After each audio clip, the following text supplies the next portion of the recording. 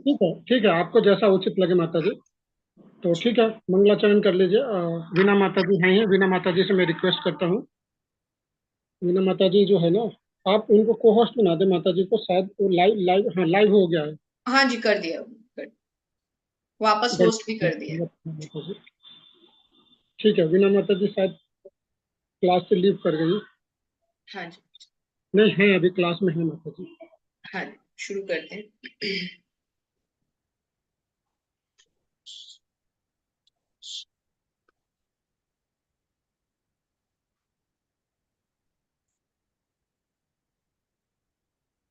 हरे कृष्णा। सभी भक्तों को हरे कृष्णा और दंडवत प्रणाम। और हमारी तरफ से आप सभी भक्तों को इस नव वर्ष की बहुत बहुत शुभकामनाएं। सबकी भक्ति खूब बढ़े, सब भगवान के प्रति अपने भाव को, अपने प्रेम को विकसित कर पाए, भक्ति में अग्रसर हों, उन्नति करें, भक्तों का संग प्राप्त करें, गुरु प्राप्त करें। गुरु के निर्देशन में तो हम चल रहे हैं, लेकिन सबके जीवन में जल्दी से गुरु आ जाएं, सब खूब सारी भक्ति करें, यही एक दूसरे के लिए हमारी शुभकामनाएं हो सकती है। सबका आने वाला साल कृष्ण कॉन्शियस रहे। सब भगवान कृष्ण के इस अनूठे कृष्ण भावनामृत में एक एक दिन कर कर, एक एक सीढ़ी चढ़कर आगे चलते जाएं और अंतिम गंतव्य भगवत धाम को हम सभी प्राप्त करें। हरे कृष्ण। तो अब शुरुआत करते हैं। क्योंकि थोड़ी सी आज हमारे पास समय कम है, तो हम मंगलाचरण के द्वारा शुरुआत करेंगे और उसके बाद हम मंगलाचरण को कंटिन्यू करते हुए भगवान की सेवा में उनके नामों का जप भी साथ करेंगे। ओम नमो भगवते वासुदेवाय। ओम नमो भगवते वासुदेवाय।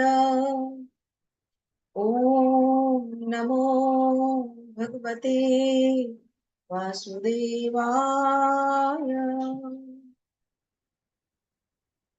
ओम ज्ञानतिमिरान्धस्य ज्ञानाञ्जनशलाकया चक्षुरुन्मिलितं येन तस्मै श्रीगुरुवे नमः। श्रीचैतन्यमनोभीष्टं स्थापितं येन भूतले स्वयं रूपः कदा मह्यं ददाति स्वपदान्तिकम्।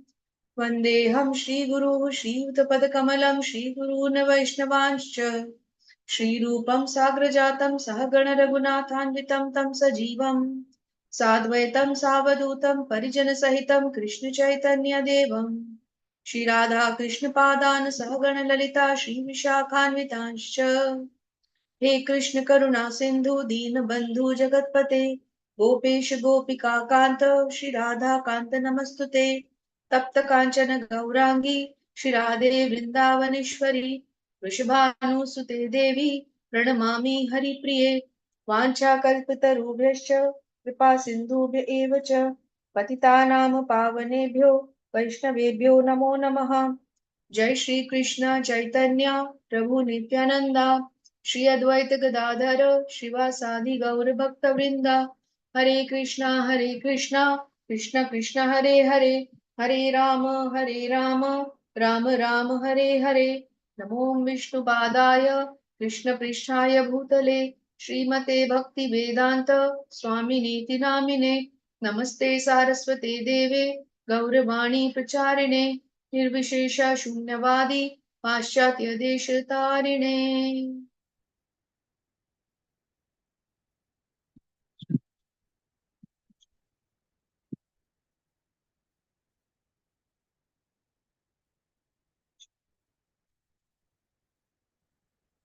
सभी शिक्षा और दीक्षा गुरुओं की जय।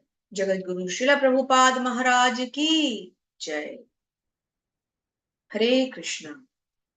तो हमने भगवान से, श्रीमती राधा रानी से, हमारे गुरुदेव श्री प्रभुपाद से, सभी आचार्यों से हमने ये अनुरोध किया कि वो हमें इस पाठ्यक्रम में सफल करें, उनका आशीर्वाद लेते हुए अब हम आगे जाएंगे। तो आज समय बहुत कम है हमारे पास, क्योंकि हम थोड़ा सा अपने समय से थोड़ा सा 5-7 मिनट लेट चल रहे हैं। तो भगवान के पवित्र नामों के बाद भगवान की सबसे उत्तम भक्त तुलसी महारानी के हम एक बार मंत्र को उच्चारित कर लेते हैं। भगवान को ये बहुत प्रिय होता है कि यदि कोई भगवान से भी ज्यादा भगवान प्रसन्न होते हैं अगर उनके भक्तों का जो है भजन किया जाए। तो एक सुंदर लय में हम तुलसी महारानी को आज एक बार प्रणाम कर लेते हैं। वृंदाय तुलसीदेव्याय प्रियायै केशवस्य च विष्णुभक्तिप्रददेवी सत्यवत्यै नमो नमः। वृन्दायै तुलसीदेव्याय प्रियायै केशवस्य च विष्णुभक्तिप्रददेवी सत्यवत्यै नमो नमः। वृन्दायै तुलसीदेव्याय प्रियायै केशवस्य च विष्णुभक्तिप्रददेवी सत्यवत्यै नमो नमः। कृष्ण प्रेम प्रदायिनी वृंदा देवी तुलसी महारानी की जय। हरे कृष्ण। सभी भक्तों को दंडवत प्रणाम। तो हमने भगवान के नामों का जप किया और हमने मंगलाचरण के बाद तुलसी महारानी को प्रणाम किया। ये देखते हुए, समय की परिधि को, सीमा को देखते हुए, भगवान को जो सबसे प्रिय है तुलसी महारानी, उनका जप कर लेने से भगवान बहुत प्रसन्न होते हैं। तो इसलिए तुलसी महारानी को जप करके अब हम आज का पाठ्यक्रम शुरू करेंगे। तो एक क्विक रिकैप करेंगे। 8 अध्याय हम पढ़ चुके हैं और ये 8 बहुत ही सुंदर अध्याय हमने पढ़े। आप सबके साथ हमें पढ़ने का मौका मिल रहा है। आप सब हमें अपना संग दे रहे हैं, इससे बढ़िया हमारे लिए और कुछ हो ही नहीं सकता। और आप ही के संग हमने एकादशी देखी, आप ही के संग अब हम नवरात्रि भी देख रहे हैं। तो ये सबसे उत्तम है कि आप सबका संग मिल रहा है और हम सब एक एक करके इस पाठ्यक्रम को आगे बढ़ा रहे हैं। हरे कृष्ण माता जी, आज स्क्रीन शेयर कर लीजिए। स्क्रीन शेयर नहीं हुआ माता जी। जी जी जी प्रभु। तो एक क्विक रिकैप करते हैं और आज का जो हमारा रिकैप रहेगा, हमें आज क्या समझना है। आज अध्याय 9 पर जाना है, जो कि है परम गुह्य ज्ञान, जिसको कि हम राज गुह्य योग के नाम से भी जानते हैं। तो रिकैप करते हैं जल्दी से। हम पिछले 8 अध्यायों को हम रिविजिट करते हैं। हमने क्या क्या सीखा वो कोशिश करते हैं कि हम जल्दी से रिकैप में जान सकें। तो पहले अध्याय में कुरुक्षेत्र के सैन्य क्षेत्र में युद्ध क्षेत्र में सैन्य निरीक्षण, भगवान अर्जुन को दोनों सेनाओं के मध्य में ले जाते हैं। अर्जुन अपने दोनों तरफ अपने भाई बंधुओं, चाचा ससुर ताया, भात्र और अपने ससुर मामा, पुत्रों पौत्रों को देखकर शोक युक्त हो जाते हैं और 5 कारण देते हुए कि उन्हें दया आ रही है, कि उन्हें पाप लगेगा, कि उनके कुल की स्त्रियां जो है कुलघातिनी हो जाएंगी, आने वाली संतानें अवांछित हो जाएंगी, उनको कोई आनंद नहीं आएगा। असमंजस में पड़ के अपना धनुष रख देते हैं। दूसरे अध्याय में भगवान भगवद गीता का सार देते हैं, अर्जुन को समझाते हैं कि इन लोगों के प्रति शोक युक्त करना अर्जुन जैसे महान व्यक्ति और योद्धा को कतई शोभा नहीं देता। क्यों? क्योंकि जिनका वध वो करने जा रहे हैं वो तो पहले ही भगवान द्वारा मारे जा चुके हैं, और जो आत्माएं हैं उनका तो वध होना ही नहीं है, तो शोक का कारण क्या है। भगवान उन्हें थोड़ा थोड़ा कर्म योग, ज्ञान योग, सांख्य योग के बारे में भी थोड़ा सा ओवरव्यू देते हैं। तीसरे अध्याय से भगवान कर्मयोग का उपदेश देना प्रारंभ करते हैं। कर्मयोग, जहां हमने सीखा कि कर्म क्या है, जो गतिविधियां हम शरीर के द्वारा करते हैं वो कर्म होते हैं, लेकिन हमें अपने कर्म कैसे करने हैं, कृष्ण भावनामृत कर। तो भगवान दोनों चीजों को बताते हुए और आगे लेके चलते हैं हमें चौथे अध्याय में, जहां की भगवान भगवत गीता का ज्ञान भी देते हैं, भगवत गीता का इतिहास भी बताते हैं कि भगवत गीता को कब किसने कैसे रचा, भगवान ने इसकी रचना कैसे की, और कैसे जो भगवत गीता है वो कालांतरण में लुप्त भी होती रही लेकिन फिर से आती भी रही।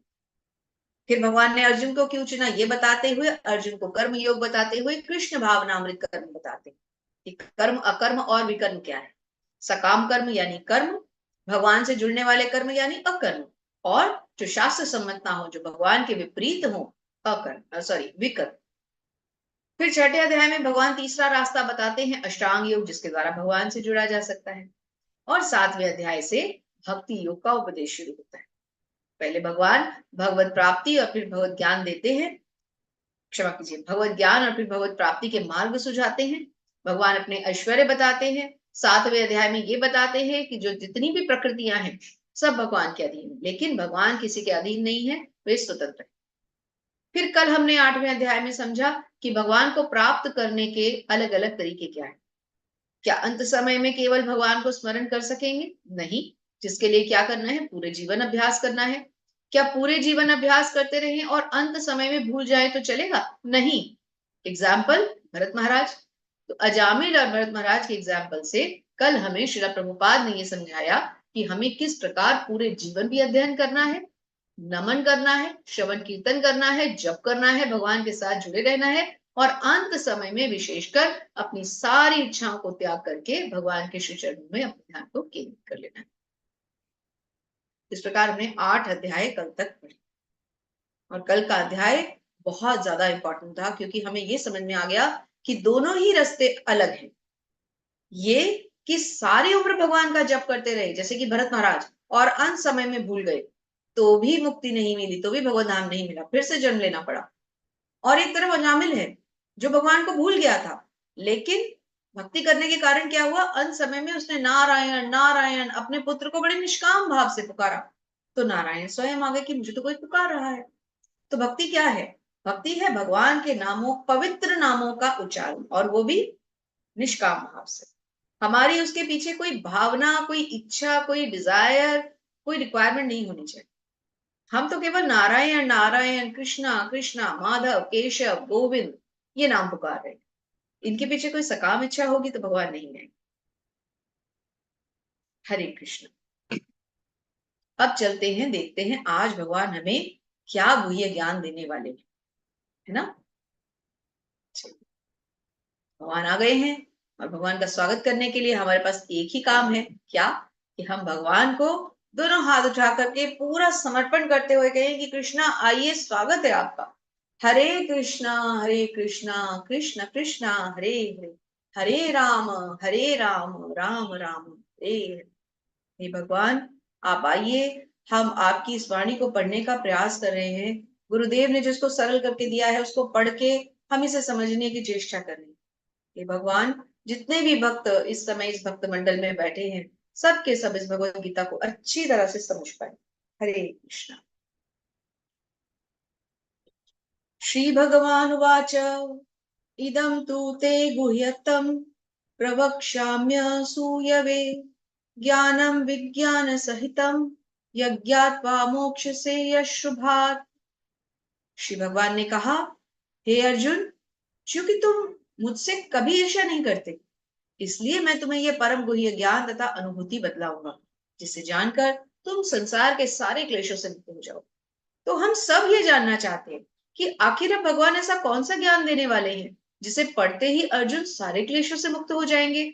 और फिर ये जिज्ञासा भी तो आती है कि हम भी तो ये पढ़ रहे हैं, तो क्या हम भी मुक्त हो जाएंगे? बिल्कुल हो जाएंगे। तो सबसे पहले पूर्णिमा माता जी की आवाज में हम सुनते हैं कि भगवान हमें क्या उपदेश दे रहे हैं। हरे हरे कृष्ण कृष्ण। माता जी। धन्यवाद। इस प्रथम श्लोक का विशिष्ट महत्व है। इदम ज्ञानम, यह ज्ञान शब्द शुद्ध भक्ति के घोतक है, जो 9 प्रकार की होती है: श्रवण, कीर्तन, स्मरण, पाद सेवन, अर्चन, वंदन, दास्य, संख्य तथा आत्मसमर्पण। भक्ति के इन 9 तत्वों का अभ्यास करने से मनुष्य आध्यात्मिक चेतना अथवा कृष्ण भावनामृत तक उठ पाता है। इस श्लोक का अनसूय शब्द भी अत्यंत महत्वपूर्ण है। बहुश्रुत विद्वान भी भगवत गीता के विषय में अशुद्ध व्याख्या करते हैं, क्योंकि वे कृष्ण के प्रति ईर्ष्या रखते हैं, अतः उनकी टीकाएं व्यर्थ होती है। केवल कृष्ण भक्तों द्वारा दी गई टीकाएं ही प्रामाणिक हैं। कोई भी ऐसा व्यक्ति जो कृष्ण के प्रति ईर्ष्यालु है, न तो भगवत गीता की व्याख्या कर सकता है, न पूर्ण ज्ञान प्रदान कर सकता है। अतः ऐसी टीकाओं से सावधान रहना चाहिए। जो व्यक्ति यह समझते हैं कि कृष्ण भगवान है, अशुद्ध तथा दिव्य पुरुष हैं, उनके लिए ये अध्याय लाभप्रद होंगे। हरे कृष्ण माता जी, बहुत बहुत धन्यवाद। हरे कृष्ण। भगवान क्या बता रहे हैं? पहली बात जो सबसे इंपॉर्टेंट यहाँ हमें समझने को मिला, शुद्ध भक्ति हमें किस प्रकार से करनी है, 9 द्योतक बताए गए। प्रहलाद महाराज ने ये हमें बताए हैं और हमें इनको हमेशा भक्ति के 9 सोपानों के रूप में याद रखना है। श्रवण जो हम इस समय कर रहे हैं, कीर्तन जो हम डेली भगवान के मंदिरों में करते हैं, सुनते हैं लेक्चर्स में। इसीलिए कोशिश ये रहती है कि चाहे छोटा सा 2 मिनट का कीर्तन हो, परंतु होना अवश्य चाहिए। स्मरण, हमें भगवान को हमेशा याद रखना है। पाद सेवन, हमें भगवान के चरणों का जितना भी ध्यान हो सके करना है, जितनी भी सेवा हो सके करनी है। अब भगवान के चरणों की प्रत्यक्ष सेवा तो हम नहीं कर सकते, ये सौभाग्य तो केवल लक्ष्मी माता को प्राप्त हुआ है। लेकिन हमें क्या करना है, भगवान के श्री चरणों का हमेशा ध्यान करते रहे। और केवल ध्यान ही नहीं करना, अपने घर में अगर हमने अर्च विग्रह रखे हैं तो भगवान के चरणों की विशेष सेवा करनी। मंदिर में जाकर विशेष रूप से दर्शन कर रहे हैं भगवान के चरणों को, ये भी भगवान के चरणों की सेवा है। अर्चनम, भगवान की हमें अर्चना करनी है, उनसे उनकी प्रार्थनाएं करनी है। वंदनम, जो हम पूरे भक्ति के विधि विधानों के साथ भगवान की भक्ति करते हैं। छठा, दास्यम, दास्य क्या है, भगवान की दास रूप में सेवा, जैसे कि श्री हनुमान करते हैं। भक्त शिरोमणि श्री हनुमान भगवान के सबसे महत्वपूर्ण पात्र, सबसे प्रिय मित्र, जब भगवान श्री राम के रूप में आए थे तो। साख्यम और आत्मसमर्पण, साख्य जैसे कि अर्जुन है जो भगवान के मित्र हैं, और आत्मसमर्पण की पूरी तरह से जैसे कि बलि महाराज ने किया। तो ये हमें भक्ति के इन सोपानों को हमें याद रखना है, और इसी लय में, इसी सुर में बड़ी जल्दी याद हो जाते हैं।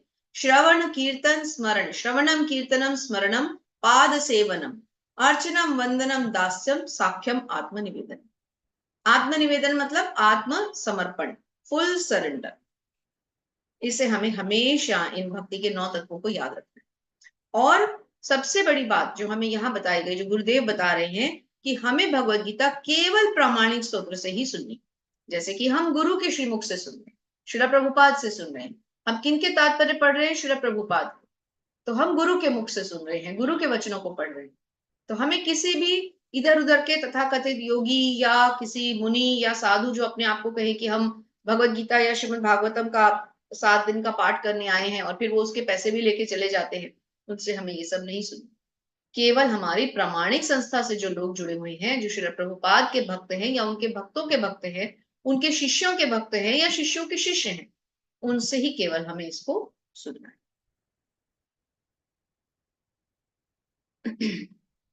राजविद्या राजगुह्यम पवित्रमिदमुत्तमं प्रत्यक्षावगमं धर्मं सुसुखं कर्तुम्यगम। ये ज्ञान सब विद्याओं का राजा है। कौन सा ज्ञान, जो भगवान अब देने जा रहे हैं, जो समस्त रहस्यों में सर्वाधिक गोपनीय है, रहस्यमयी है अर्थात गोपनीय है, परम शुद्ध है, और चूंकि ये आत्मा की प्रत्यक्ष अनुभूति कराने वाला है, अतः यह धर्म का सिद्धांत। तो ये ज्ञान जो है, भगवत ज्ञान, ये आत्मा की अनुभूति कराता है। हम यही तो सीखते आ रहे हैं भगवान से, कि आत्मा में और शरीर में क्या अंतर है। ये अविनाशी है और सुख पूर्वक संपूर्ण किया जाता है। ये ज्ञान कभी इसका विनाश नहीं होता, विनाशी ज्ञान है। हरे कृष्णा। आशा माता जी।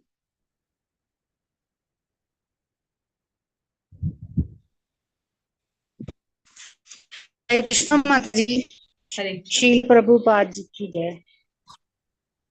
हे पर परंतपा, जो लोग भक्ति में श्रद्धा नहीं रखते वे मुझे प्राप्त नहीं कर पाते, अतः वे इस भौतिक जगत में जन्म मृत्यु के मार्ग पर वापस आते रहते हैं।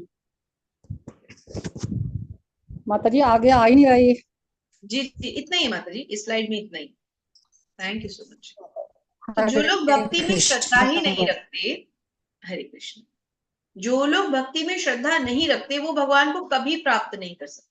क्योंकि भगवान को प्राप्त करने की सबसे बड़ी और सबसे पहली योग्यता क्या है, भगवान में अटूट विश्वास, अटूट श्रद्धा, कि वो है और मैं उन पे आश्रित हूं। मुझे नहीं पता कि मेरे लिए क्या ठीक है क्या गलत है, लेकिन उनको पता है।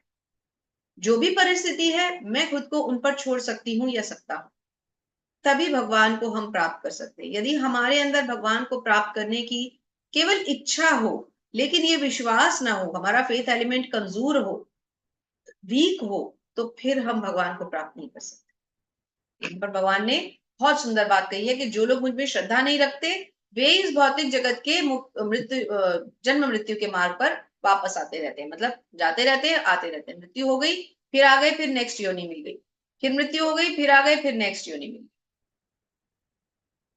हरे कृष्णा। प्रीति माता जी। हरे कृष्णा। हरे कृष्ण माते, दंडवत प्रणाम। धन्यवाद। यह संपूर्ण जगत मेरे एक रूप द्वारा व्यापक है। समस्त जीव मुझ में है, किंतु मैं उनमें नहीं हूँ। हरे कृष्ण माते। हरे कृष्ण। तो समस्त जगत, संपूर्ण जगत जो है वो जीव मुझ में है, लेकिन मैं उनमें नहीं हूं। अब यहाँ पर भगवान की एक बहुत बड़ा दर्शन हमें समझ में आता है, एक फिलॉसफी समझ में आती है। क्या? कि ये जगत तो मेरे अव्यक्त रूप द्वारा व्याप्त है। मतलब इस जगत को शुरू भी मैंने किया, सृष्टि को बनाया भी मैंने, चला भी मैं रहा हूं, संहार भी मैं करूंगा। समस्त जीव मुझ में है, किंतु मैं उनमें नहीं हूं। अब यहाँ हमें इसको उससे कंफ्यूज नहीं होना कि एक तरफ तो हमने कहा है कि परमात्मा रूप में भगवान हमारे अंदर है, तो भगवान तो कह रहे हैं कि मैं उनमें हूं ही नहीं। भगवान के कहने का अर्थ यह है कि वो जो परम पुरुषोत्तम Shri Krishna, supreme personality of God है, जो खुद कृष्ण है, स्वयं जो कृष्ण है, वो किसी चीज से बंधे हुए नहीं। वो व्याप्त है, वो तो सर्वत्र है, हर जगह है, हर कण में है, लेकिन वो किसी चीज से बंधे हुए नहीं है, स्वतंत्र है। वो किसी पर आश्रित नहीं है। ये समझा रहे हैं भगवान हमें कि जीव मुझ में है, मतलब वो मुझ पे आश्रित है, लेकिन मैं उन पे आश्रित नहीं। से इस तरह से समझना। जी माता जी, आगे पढ़िए। हरे कृष्ण माते। हरे कृष्ण। तथापि मेरे द्वारा उत्पन्न सारी वस्तुएं मुझ में स्थित नहीं रहती। जरा मेरे योग ऐश्वर्य को देखो। यद्यपि मैं समस्त जीवों का पालक, भरता हूँ और सर्वव्यापक हूँ, लेकिन मैं इस विराट अभिव्यक्ति का अंश नहीं हूँ। मैं सृष्टि का कारण स्वरूप हूँ। जिस प्रकार स्वतंत्र प्रवहमान प्रलव वायु सदैव आकाश में स्थित रहती है, उसी प्रकार समस्त उत्पन्न प्राणियों को मुझ में स्थित जानो। हरे कृष्ण। हाँ मतलब ये 3-4 स्लाइड्स एक साथ पढ़ेंगे, इनका ये रिलेटेड है आपस में, ये भी पढ़िए, फिर मैं एक और स्लाइड करूंगी, वो भी पढ़िएगा।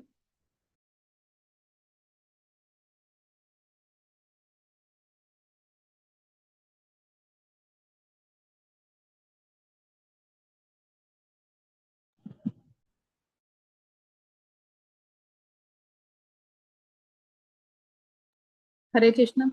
संपूर्ण विराट जगत मेरे अधीन है। ये मेरी इच्छा से बारंबार स्वतः ही प्रकट होता रहता है और मेरी ही इच्छा से अंत में विनष्ट हो जाता है।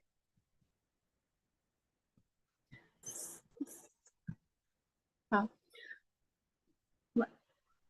आगे पढ़ना मत। हाँ आप तात्पर्य पढ़ दीजिए, फिर मैं श्लोक पढ़ूंगी इसका। जी। हे कुंती पुत्र, ये भौतिक प्रकृति मेरी शक्तियों में से एक है और मेरी अध्यक्षता में कार्य करती है, जिससे सारे चर तथा अचर प्राणी उत्पन्न होते हैं। इसके शासन में ये जगत बारंबार सृजित और विनष्ट होता रहता है। हरे कृष्ण। थैंक यू माता जी। हरे कृष्ण माता। अब हम पीछे चलते हैं, ये क्योंकि इंटर रिलेटेड थे तो बीच में हमने आपको रोका नहीं कहीं पर भी। अब बैक लेते हैं, फिर से पढ़ते हैं। देखिए भगवान यहाँ पर एक एक करके इन चारों श्लोकों को अब हमें समझना है। पहला क्या हमने समझा कि जीव मुझ में है, परंतु मैं उनमें नहीं हूं। सबसे पहली बात कि मैं उन पर आश्रित नहीं हूं। ठीक है। अब अगला श्लोक बिल्कुल इसके साथ का है, इसी से मिलता जुलता है, मतलब इसी की एक्सटेंशन में। अब भगवान क्या कहते हैं नेक्स्ट? भगवान कहते हैं मेरे द्वारा उन्नत सारी वस्तुएं मुझ में स्थित नहीं रहती। अब देखिए पिछले श्लोक पे आते हैं फिर से। यहां भगवान ने क्या कहा है? भगवान ने कहा है, ध्यान से समझेंगे हम इसको। यहां भगवान ने कहा है समस्त जीव मुझ में है, मैं उनमें नहीं हूं। मतलब आश्रित कौन किस पर है, भगवान ने यहाँ ये समझाया है। और नेक्स्ट श्लोक में भगवान ने क्या समझाया है? सारी वस्तुएं मुझ में स्थित नहीं रहती। स्थित नहीं रहती, लेकिन इसका अर्थ हमें ये नहीं लेना कि मुझ पे आश्रित नहीं रहती। जरा मेरे योग ऐश्वर्य को तो देखो। मैं समस्त जीवों का पालक, भर्ता और सर्वत्र व्याप्त हूं। देखिए आ गया वही पॉइंट, फिर से चलते हैं पिछले श्लोक पे। थोड़ी सी कंफ्यूजन होगी हमें शुरू शुरू में, लेकिन जब इनको जोड़ जोड़ के पढ़ेंगे तब हमें समझ में आएगा। यहाँ क्या कहा है? मेरे अव्यक्त रूप द्वारा व्याप्त है, मुझ में है, परंतु मैं उनमें नहीं हूं। फिर क्या कहा? मैं सर्वत्र व्याप्त हूं। तो क्लियर कर दिया भगवान ने कि मैं सब जगह हूं। अगर हमने यहां पढ़ा कि मैं उनमें नहीं हूं, तो यहां भगवान ने पुष्टि कर दी कि मैं सर्वत्र व्याप्त हूं। तो वहां हमें उसके मीनिंग को आश्रित की तरह समझना है। भगवान हम में नहीं है, भगवान परमात्मा रूप में हमारे अंदर नहीं है, ऐसा बिल्कुल नहीं सोचना। ऐसा सोचेंगे तो भगवान पे पूरी तरह से श्रद्धा कैसे रखेंगे? क्योंकि फर्स्ट श्लोक में भगवान ने क्या कहा था, जो श्रद्धा नहीं रखेगा वो मुझे कभी नहीं जान पाएगा। फिर भगवान कहते हैं मैं इस विराट अभिव्यक्ति का अंश नहीं हूं। अब देखिए यहाँ बहुत बड़ी फिलॉसफी फिर समझ में आई। भगवान इस सृष्टि को बनाते हैं लेकिन वो इसका अंश नहीं है।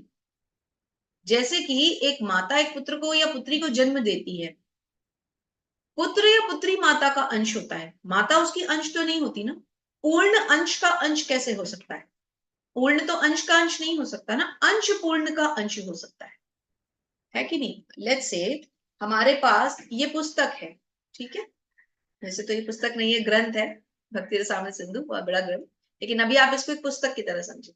अब ये इस पुस्तक के जो पृष्ठ है, ये जितने भी पृष्ठ हैं, ठीक है, ये सब क्या है? ये इस पृष्ठ, जो पृष्ठ नजर आ रही है, ये इस पुस्तक के अंश है ना, लेकिन ये पूरी पुस्तक तो इन पृष्ठों का अंश नहीं हो सकती। तो इसी प्रकार भगवान के हम अंश हैं। भगवान क्या कह रहे हैं? मैं सर्वत्र व्याप्त हूं, लेकिन मैं इस अभिव्यक्ति का अंश नहीं हूं। मैं सृष्टि का कारण स्वरूप, लेकिन कारण में ही। The supreme personality of Godhead Krishna, the source of all sources, the reason of all reasons, सभी कारणों के कारण। जिस प्रकार सर्वत्र प्रवहमान प्रबल वायु सदैव आकाश में स्थित रहती है, उसी प्रकार प्राणियों को मुझ में स्थित जाना। जैसे कि आकाश में वायु रहती है ना, वायु आकाश के अंदर है, दोनों आपस में घुले मिले हैं, लेकिन तब भी दोनों पृथक पृथक है ना। आकाश और वायु को अलग कर पाना इनसेपरेबल है ना, आकाश में वायु तो रहेगी ही। लेकिन अगर हम कहें कि आकाश वायु के अंदर है तो गलत हो जाएगा। तो ऐसे ही भगवान कह रहे हैं कि मैं सबका कारण स्वरूप भी हूँ, जन्मदाता भी हूँ। इन स्लाइड्स पे हम थोड़ा सा समय लगा रहे हैं, क्योंकि कई बार हम इसको जब शुरू में पढ़ते हैं तो हम कंफ्यूज हो जाते हैं। तो जब हम यहीं पर इसको हम अच्छे से इसको समझ लेंगे तो फिर हमें कंफ्यूजन नहीं। अब फिर इसको भी समझते हैं। संपूर्ण विराट जगत मेरे अधीन है। देखिए आगे आश्रित वाली बात यहाँ लिंक हो गई तीनों स्लाइड्स, इसलिए हम इन तीनों स्लाइड्स को, चारों स्लाइड्स को साथ साथ रख के पढ़ रहे हैं। अब भगवान कहते हैं कि जो भी विराट जगत है वो मेरे अधीन, मेरी इच्छा से बारंबार प्रकट होता है, मेरी इच्छा से ही विनष्ट होता है। अब हमें समझ में आ गया कि भगवान की इच्छा से ही ये विराट जगत बनता है। दर्शन कीजिए भगवान के सुंदर स्वरूप के, नारायण स्वरूप, हाथों में शंख गदा चक्र और पुष्प लेकर के भगवान अपने सुंदर स्वरूप में हमें दर्शन देने आए।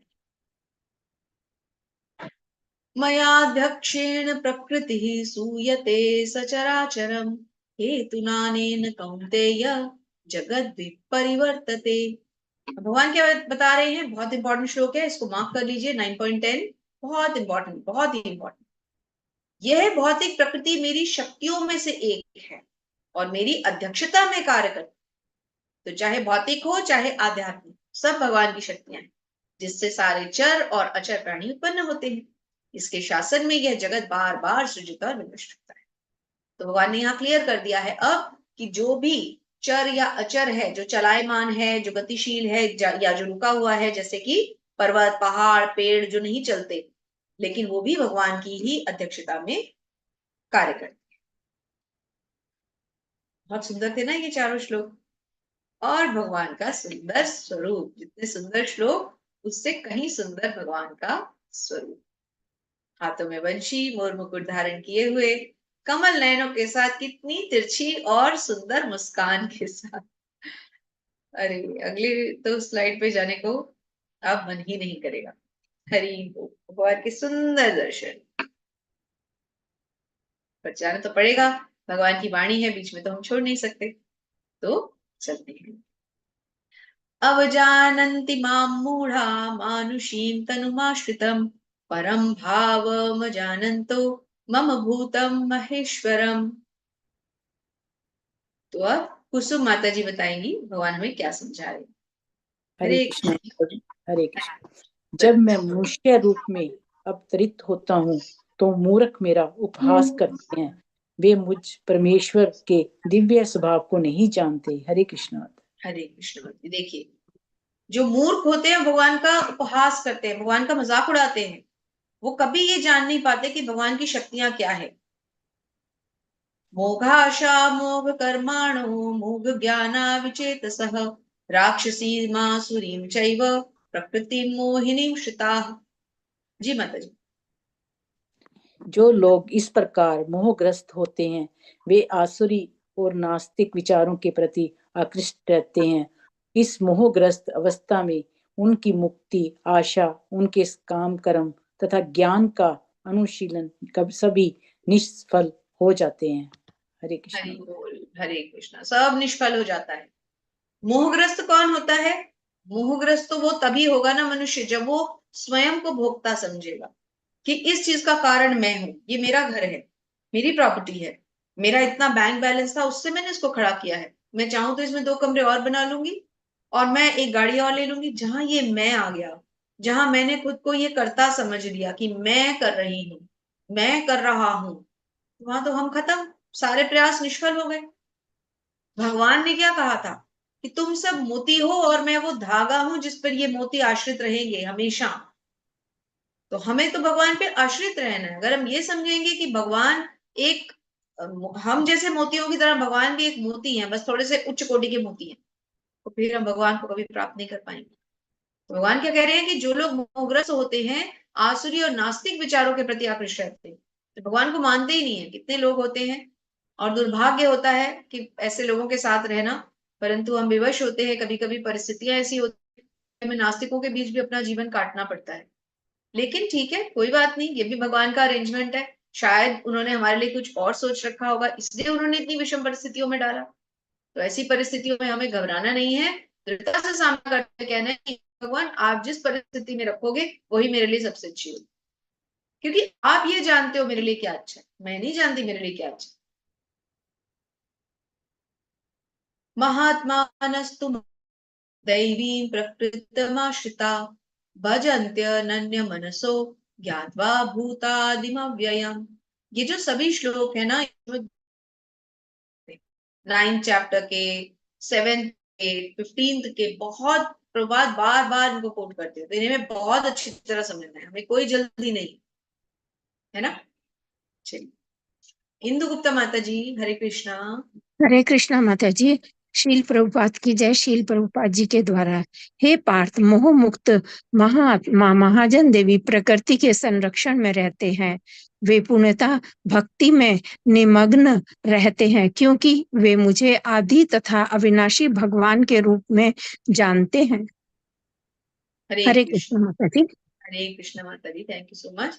तो भगवान ने इस श्लोक में और पिछले में, एक बार इससे पीछे वाले श्लोक में चलते हैं। यहाँ भगवान ने किनकी बात की है? नास्तिकों की और असुरों की, जो भगवान की शक्तियों को, उनके ऐश्वर्य को नहीं समझते।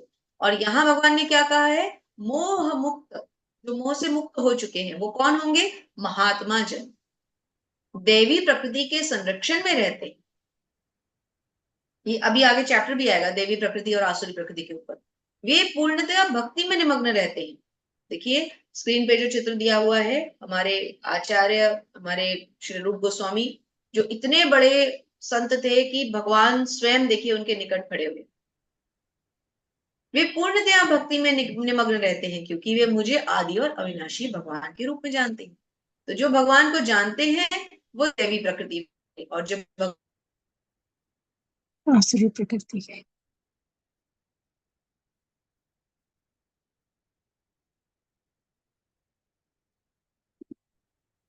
मां भक्त्या नित्ययुक्ता उपासते। जी माता जी, हरे कृष्ण। मैं पढ़ूंगी माता जी। पढ़ दीजिए माता जी, कोई बात।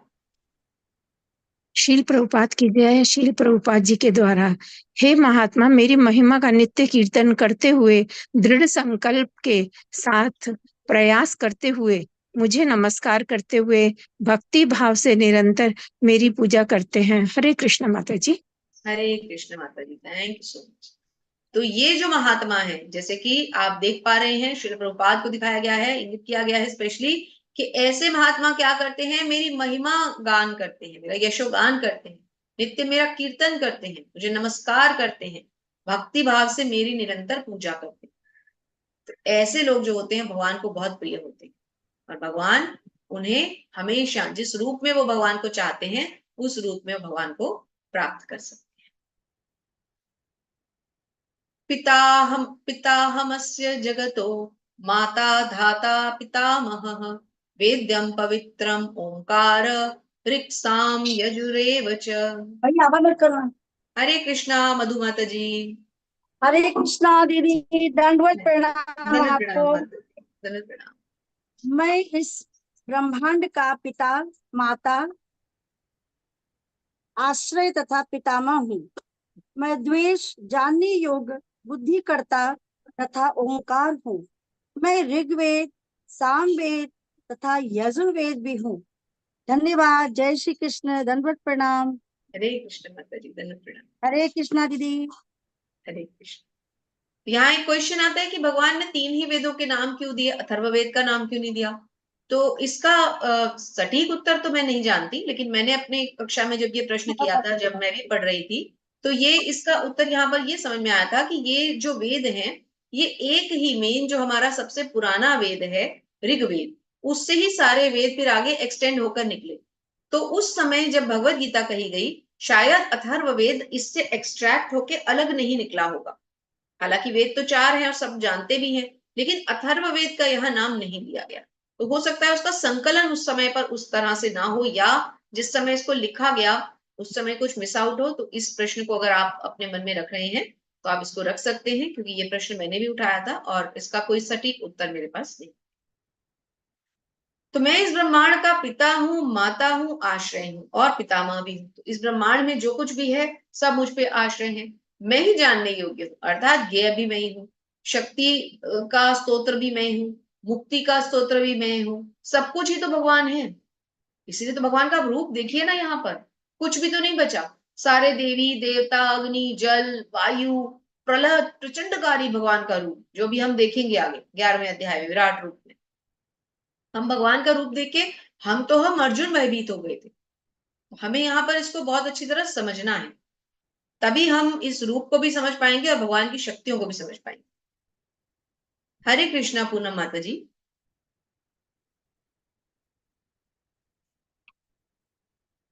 पूनम माता जी, हरे कृष्णा।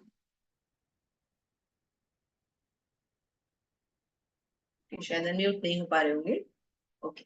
गुलाब माता जी, हरे कृष्णा। हरे कृष्ण माता जी। हरे कृष्णा।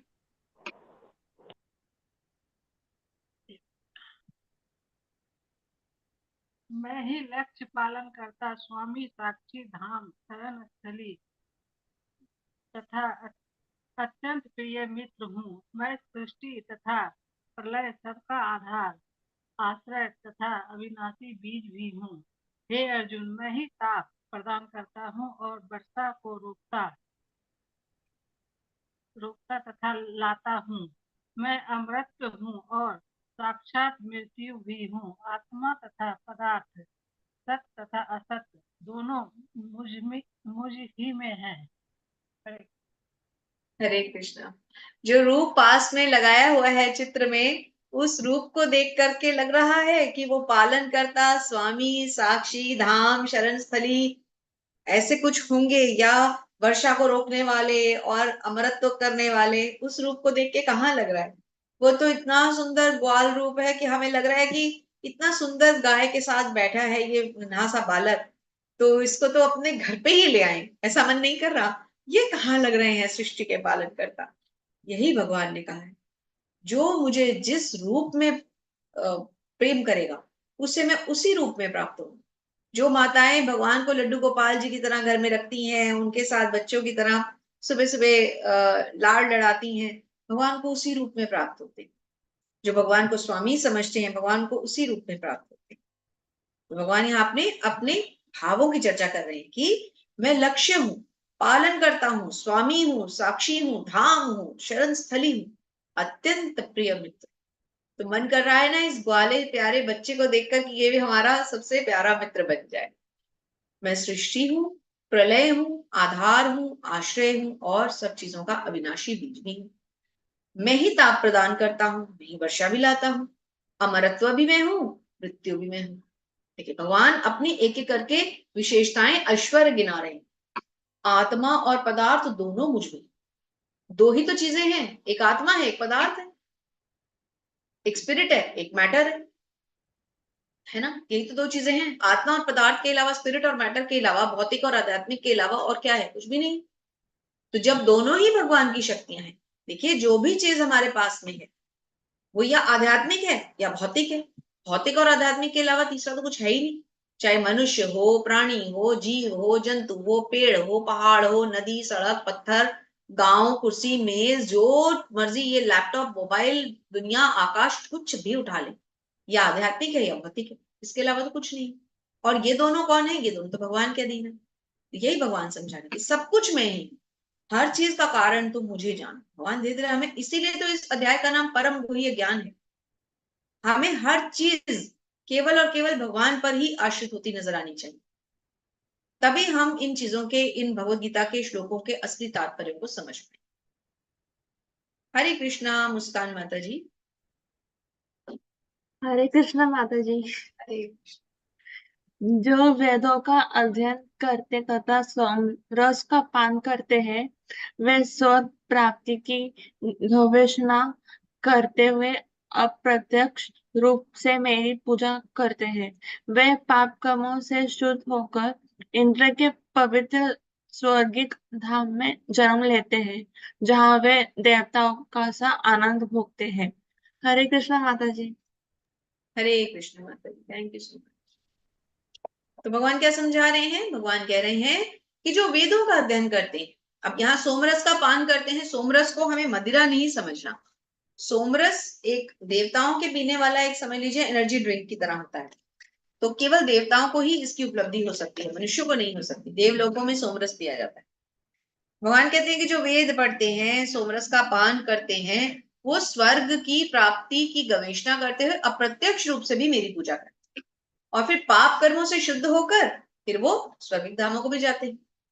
तो कहने का तात्पर्य क्या है कि जो उच्च कोटि के जैसे ब्राह्मण हैं, या हम यहाँ शुद्ध भक्तों की बात नहीं कर रहे। शुद्ध भक्त कभी अध्ययन करके सोमरस का पान नहीं करेगा। शुद्ध भक्त को ये सब भोग करने ही नहीं है। शुद्ध भक्त को तो केवल भगवान की सेवा करनी है, क्योंकि वो तो स्वयं को भगवान का दास समझता है। ये कौन करते हैं? जो कर्म कांड अच्छे करते हैं, पुण्य कर्म वाले। हमने 3 तरह के कर्म पढ़े थे ना, अच्छे कर्म, बुरे कर्म और कृष्ण भावनामृत। तो भक्त तो केवल कृष्ण भावनामृत कर्म करता है, ऐसे कर्म करता है जिससे वो भगवान को प्रसन्न कर सके। लेकिन जो बाकी होते हैं वो अभक्त नहीं है लेकिन भक्त भी नहीं है, उस कैटेगरी के लिए बात हो रही है। देखिए यहाँ चित्रों के द्वारा समझाया जा रहा है कि कैसे एक स्लांट पे जैसे जीव है ना, तो जीव का क्या अभी है कि वो गिर रहा है नीचे की तरफ। वो ऊपर भी तो चढ़ सकता है, लेकिन वो जब इन परिस्थितियों में आता है तो फिर वो धीरे धीरे गिर जाता है। जी। सुनीता माता जी। हरे कृष्ण।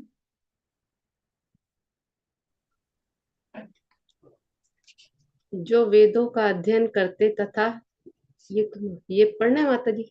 हरे कृष्णा माता जी। हाँ जी माता जी, पढ़ना है। जो वेदों का अध्ययन करते तथा सोम रस नहीं का माता जी, ये पढ़ लिया, इसके नीचे वाला, इस प्रकार जब वे उपासक। इस प्रकार जब वे उपासक विस्तृत सर्विक भोग लेते हैं और उनके पूर्ण कर्मों के फल क्षीण हो जाते हैं, तो मैं मृत्यु लोक में पुनः लौट जाते हैं। इस प्रकार जो तीनों वेदों के सिद्धांत में दृढ़ रहकर इंद्रिय सुख की गवेषणा करते हैं, उन्हें जन्म मृत्यु का चक्र ही मिल पाता है। हरे कृष्णा माता जी। हरे कृष्ण माता जी। तो जब इंद्रिय सुख हम भोग लेते हैं, अपने अच्छे कर्म किए तो स्वर्ग लोकों में गए, उच्च लोकों में गए, बुरे कर्म किए तो नरक लोकों में गए, नीचे के निम्न लोकों में गए। लेकिन दोनों ही जो फल हैं, कर्मों के दोनों ही फल, चाहे उच्च हो चाहे निम्न हो, लेकिन उन लोकों में भुगतने के बाद हमें वापस कहाँ आना पड़ता है? पुनः लौटकर मृत्यु लोक। तो वो चक्र तो चलता रहा ना जीवन मृत्यु का, वो तो नहीं टूटा ना। उसको तोड़ने के लिए क्या करना है? उसको तोड़ने के लिए भगवान की पूर्णतः शरण ली।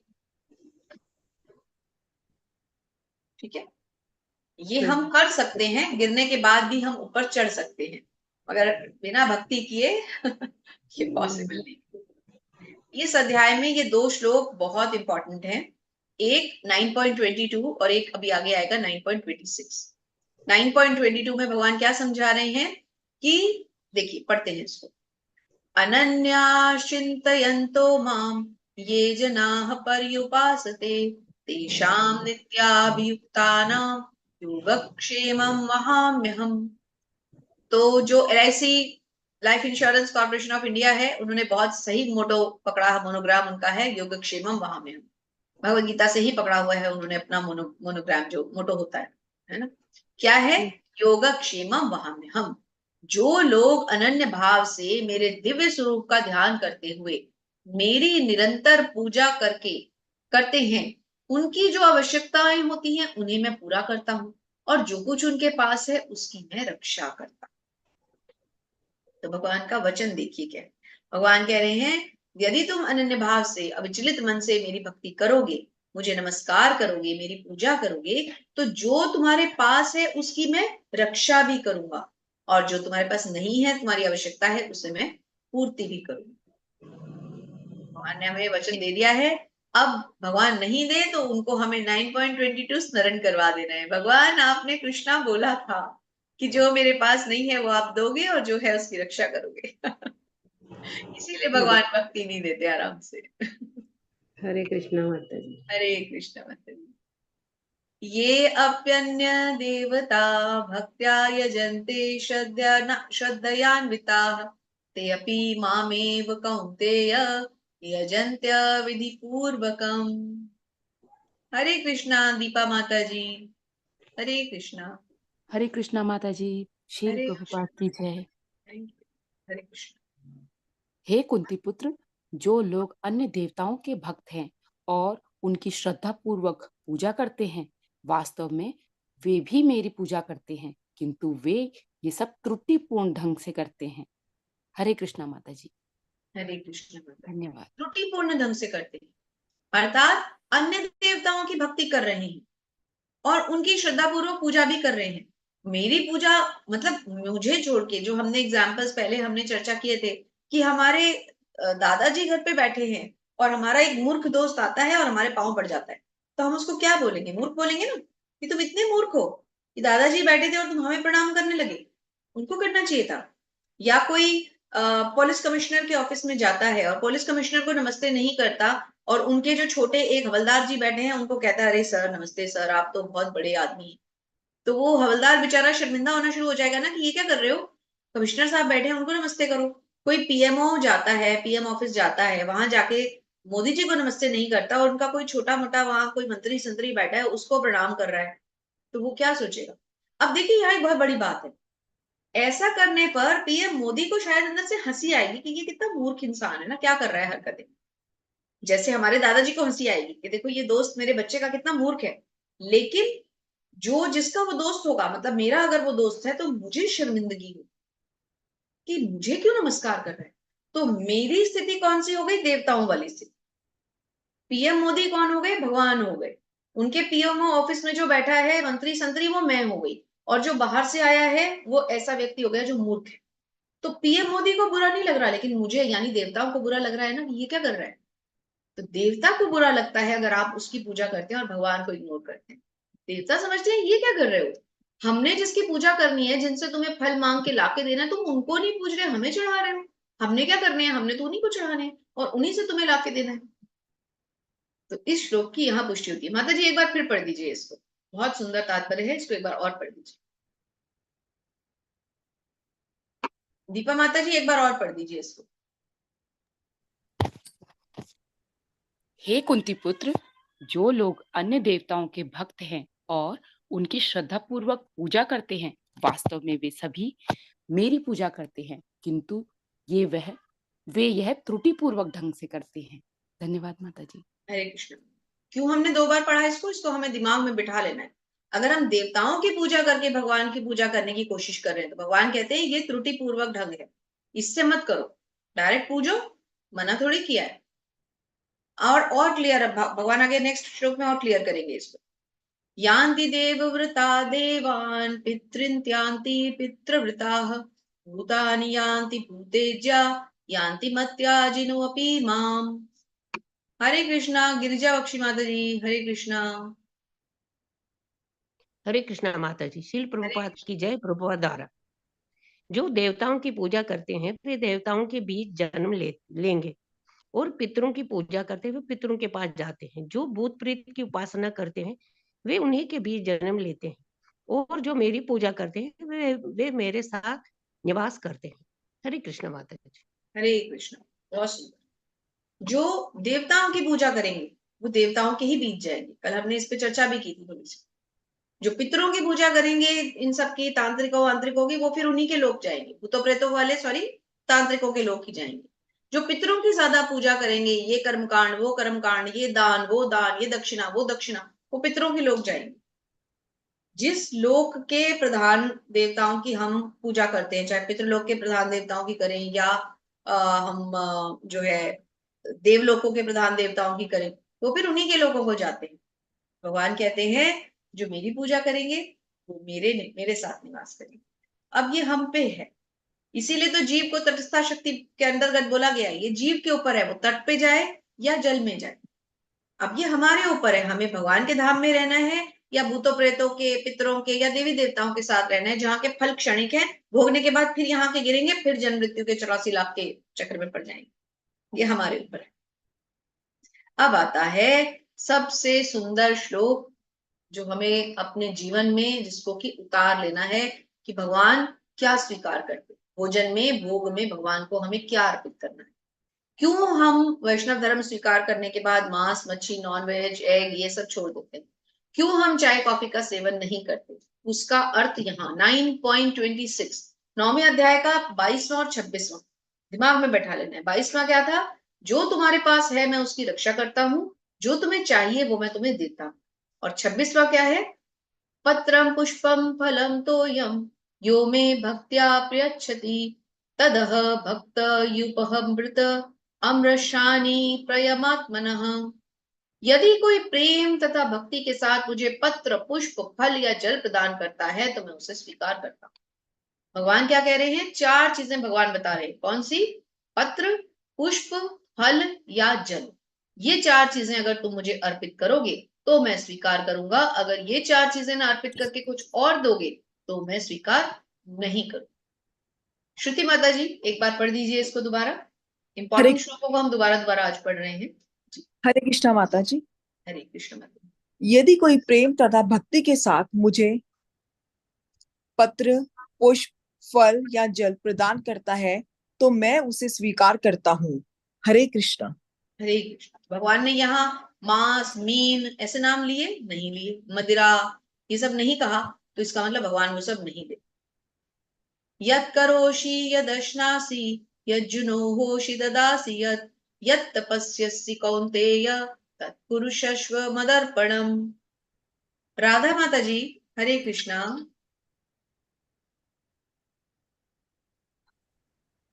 हरे कृष्ण माता जी। हे कुंती पुत्री, तुम जो कुछ करते हो, जो कुछ खाते हो, जो कुछ अर्पित करते हो या दान देते हो और जो भी तपस्या करते हो उसे मुझे अर्पित करते हुए करो। हरे कृष्ण। हरे कृष्ण। जो भी कुछ तुम कर रहे हो, जो भी तुम खाते हो, अर्पित करते हो, जो भी कुछ तुम कर रहे हो मुझे अर्पित करते हुए करो। यदि हम भगवान को अर्पित करते हुए दान देते हैं, भोजन करते हैं, कुछ भी तपस्या करते हैं, लेकिन हम भगवान को उसे अर्पित नहीं करते तो फिर वो कभी पूर्ण नहीं हो पाएगा। बहुत इंपॉर्टेंट श्लोक है ये, गुह्य ज्ञान है भगवान का, हमें बहुत ध्यान से इसको सीखना समझना है। समोहम सर्वभूतेषु न मे द्वेषो अस्ति न प्रियः ये भजन्ति तु मां भक्त्वा मयि तेषु चाप्ययम्। नेक्स्ट कौन है? यस, रेणु माता जी हरे कृष्णा। हरे कृष्णा माता जी। मैं ना तो किसी से द्वेष करता हूँ ना ही किसी के साथ पक्षपात करता हूँ। मैं सर्वों के लिए समभाव हूँ, किंतु जो भी भक्ति पूर्वक मेरी सेवा करता है वह मेरा मित्र है, मुझ में स्थित है और मैं भी उसका मित्र हूँ। हरे कृष्ण माता जी।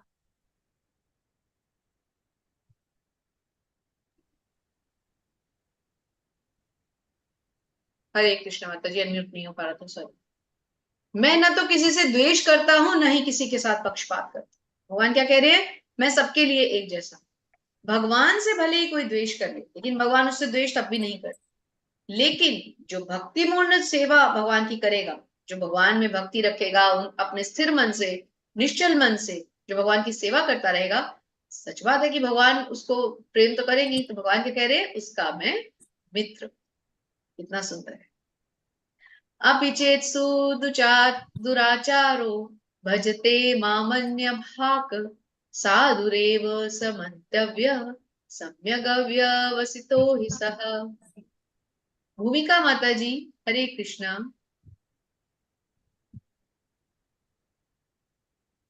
यदि कोई जलज्ञ से जलज्ञ कर्म करता है, किंतु यदि वह भक्ति में रत रहता है, तो उसे साधु मानना चाहिए, क्योंकि वह अपने संकल्प में अड़िग रहता है। हरे कृष्ण माता जी। हरे कृष्ण माता जी। तो कोई भी जघन्य से जघन्य कर्म करता है लेकिन भक्ति में रहता है। तो कल हमने एक चर्चा की थी, सत्र के अंत में प्रश्न उत्तर करते हुए एक चर्चा हुई थी कि कई बार वैष्णवों के प्रति हमारे मन में कुछ थोड़ा बहुत क्रोध आ जाता है।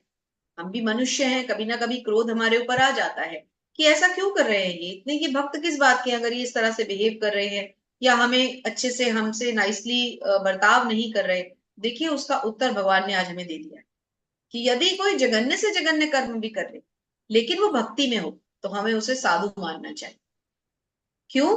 क्योंकि वो अपने संकल्प में अड़िग है, वो भक्ति कर रहा है ना, तो फिर वो सबसे बड़ा कर्म कर रहा है। फिर हमें उसे बाकी कर्मों की, हमें उससे कोई अपेक्षा, कोई एक्सपेक्टेशन नहीं रखनी चाहिए। और ऐसे व्यक्ति के लिए हमें कभी भी ये सोचना भी नहीं चाहिए कि ये गलत कर रहा है, ये भी अपराध हो जाता है। क्षिप्रम भवति धर्मात्मा षष्ठव शांति निगच्छति कौन्तेय प्रतिजानीहि न मे भक्तः प्रणश्यति। हरे कृष्णा। कामिनी अग्रवाल माता जी, हरे कृष्णा। हरे कृष्ण माता जी। हरे कृष्णा। हरे कृष्णा। शील प्रभुपाद जी के द्वारा शील प्रभुपाद जी की जय। वह तुरंत धर्मात्मा बन जाता है और स्थायी शांति को प्राप्त होता है। हे कुंती पुत्र, निडर होकर घोषणा कर दो कि मेरे भक्त का कभी विनाश नहीं होता। हरे कृष्ण। हरि बोल, हरि बोल, हरि बोल। निडर होकर घोषणा कर दो कि मेरे भक्त का कभी विनाश नहीं होता। अब तो हम सारे भक्त बनने के लिए तैयार हैं, क्योंकि भगवान ने कह दिया है मेरे भक्त का कभी विनाश नहीं होता। हम में से कोई नहीं चाहता कि हमारा विनाश हो, तो फटाफट भक्ति में लग जाए, क्योंकि भगवान ने कह दिया है भाई अर्जुन, निडर होकर तुम ये घोषणा कर दो मेरे भक्त का कभी विनाश नहीं होता। तो भक्ति में हमें अब कोई डर नहीं है, निडर होकर भक्ति करेंगे हम। माम ही पार्थ व्यपाश्रित्य ये अपि स्युः पापयोनयः स्त्रियो वैश्यास्तथा शूद्रास्ते अपि पियान्ति परां गतिम्। सुषमा माता जी, हरे कृष्णा।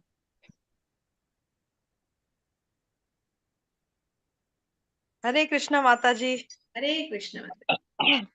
हे पार्थ, जो लोग मेरी शरण ग्रहण करते हैं वह भले ही निमग्न जन्मा स्त्री, वैश्य, व्यापारी तथा शूद्र श्रमिक क्यों ना हो, वह परम धाम को प्राप्त करते हैं। जय श्री कृष्ण। हरे कृष्णा। अब यहाँ पे स्त्रियों को ऑब्जेक्शन होता है, मुझे भी हुआ था जब मैंने पढ़ा था कि निम्न जन्मा, वैश्य, शूद्र, इन सब के साथ स्त्री को क्यों लिया गया। तो ये हमारे विचार जब क्रांतिकारी होते हैं ना, जब हमारे अंदर भक्ति का बीज जब तक नहीं होता तब तक ऐसे क्वेश्चंस हमारे माइंड में आते हैं। फिर जब हम शास्त्र पढ़ते हैं तो उससे हमें समझ में आता है कि स्त्री को कभी भी बहुत ज्यादा बुद्धि उसको इंगित किया जाता। स्त्री की जो विशेषताएं हैं, देखिए किसी में कुछ पॉजिटिव होता है, किसी में कुछ पॉजिटिव होता है। हर इंसान की पांचों उंगलियां बराबर नहीं होती ना। तो अब एक पुरुष है, एक महात्मा है, एक स्त्री है, एक वैश्य है, एक शूद्र है, एक निम्न जन्मा है, सब में कुछ एट्रीब्यूट्स पॉजिटिव होंगे, कुछ एट्रीब्यूट्स नेगेटिव होंगे। अब एक पुरुष के अंदर एक महात्मा होने का एटीट्यूड हो सकता है, एट्रीब्यूट हो सकता है, वो ज्ञानी हो सकता है, लेकिन क्या वो ममतामयी हो सकता है? नहीं, वो स्त्री के भाग्य में। एक पुरुष जो है उसमें ये क्षमता हो सकती है कि वो बहुत सारा धन कमा करके ले आए, लेकिन क्या वो उस धन को पूरी जिंदगी के लिए कैसे सुनियोजित करना है, कर सकता है? नहीं, वहां स्त्री की आवश्यकता पड़ती है।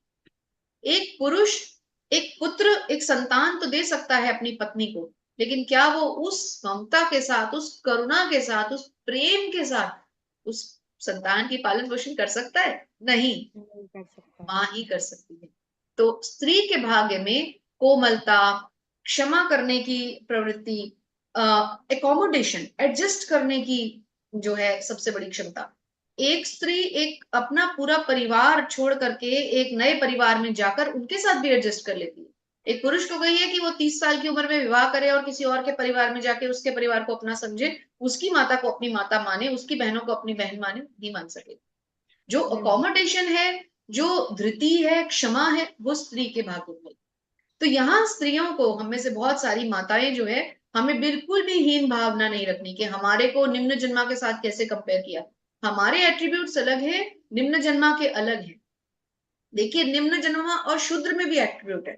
शूद्र जिस तेजी से काम कर सकता है, श्रम कर सकता है, क्या एक ब्राह्मण कर सकता है? एक ब्राह्मण के हाथ में आप एक फावड़ा दे दीजिए और उसको कहिए ये गड्ढा खोद दो, वो नहीं खोद पाएगा। ब्राह्मण के अपने अलग एट्रीब्यूट्स हैं, वो शुद्ध है, वो पढ़ा सकता है, पढ़ सकता है, लेकिन एक शूद्र की भांति वो फावड़ा नहीं चला सकता। एक वैश्य जिस तरह से पैसों का आदान प्रदान कर सकता है, क्या एक क्षत्रिय कर सकता है? नहीं कर सकता। लेकिन एक क्षत्रिय युद्ध में जैसे शत्रुओं का दमन कर सकता है, क्या एक स्त्री कर सकती है? नहीं कर सकती। लेकिन एक स्त्री जिस तरह से घर में अपने बच्चों का पालन पोषण कर सकती है, इतने बड़े परिवार के साथ अकोमोडेट कर सकती है, क्षमा कर सकती है, हर एक को ममता दे सकती है, करुणा दे सकती है, क्या शूद्र, वैश्य, राजा कोई भी दे सकता है? कोई नहीं दे सकता। तो यहाँ पर स्त्रियों को अपने को बिल्कुल भी हीन नहीं समझना। हालांकि भगवान ने क्या कहा है कि जो लोग मेरी शरण ग्रहण करते हैं, वो कोई भी हो, लेकिन वो मेरे परम धाम को प्राप्त होते हैं। तो यहाँ स्त्रियों के लिए एक विशेष संदेश दिया है भगवान ने कि चाहे स्त्री भी क्यों ना हो, मेरे परम धाम को वो भी अवश्य अवश्य प्राप्त हो। तो हमारे लिए तो भगवान ने विशेष रूप से ये कहा है, तो हम कहाँ से निम्न हो गए। अब आता है भगवत गीता का मोस्ट इंपॉर्टेंट श्लोक, क्योंकि इसको भगवान ने गीता में 2 बार दोहराया है। एक ही श्लोक है ये पूरी भगवत गीता में, जिसे भगवान ने 9वें अध्याय के 34वें श्लोक में कहा है और 18वें अध्याय के 65वें श्लोक में कहा है। ये इकलौता श्लोक। मन्मना भव मद भक्तो मद्याजी माम नमस्कुरु मामे वैश्यसी युक्तैव आत्मनम पत्परायणम। बहुत सुंदर श्लोक है। श्याम सुंदर जी, प्रभु जी, आपका नाम पूरा नहीं आ रहा प्रभु। श्याम सुंदर कुमार प्रभु जी, अब नाम पूरा आ रहा है। हरे कृष्ण हरे प्रभु कृष्ण जी। माता जी। हरे कृष्ण, कृष्ण आपका नाम ही इतना सुंदर है प्रभु जी, श्याम सुंदर कुमार प्रभु जी। हरे कृष्ण, दंडवत प्रणाम। पढ़िए प्रभु जी। प्रणाम। अपने मन को मेरे नित्य चिंतन में लगाओ, मेरे भक्त बनो, मुझे नमस्कार करो और मेरी ही पूजा करो। इस प्रकार मुझ में पूर्णतया तल्लीन होने पर तुम निश्चित रूप में मुझको प्राप्त हो गए। प्राप्त हो हरे गए। Krishna. Hare Krishna, thank you so much. तो बहुत इंपॉर्टेंट, भगवान ने क्या कहा है? मेरे भक्त बनो, मुझे नमस्कार करो, मेरा चिंतन करो, मेरी पूजा करो। जब तुम पूरी तरह से मुझ में तल्लीन हो जाओगे तो तुम निश्चित रूप में मुझे प्राप्त करोगे। अब भगवान निश्चित रूप क्यों कह रहे हैं? कि भगवान हमें एक गारंटी दे रहे कि अगर तुम ऐसा करोगे तो फिर 100% गारंटी। निश्चित मीन्स 100% एश्योरेंस। भगवान एश्योरेंस कब दे रहे हैं? ये 4 चीजें हमें करनी है। मन को भगवान के चिंतन में लगाना है, भक्त बनना है, नमस्कार करना है, भगवान की पूजा करना है। ये 4 काम करते ही भगवान को हम निश्चित रूप में प्राप्त करेंगे। हरे कृष्णा। रश्मि माता जी, एक पैराग्राफ पढ़ दीजिए।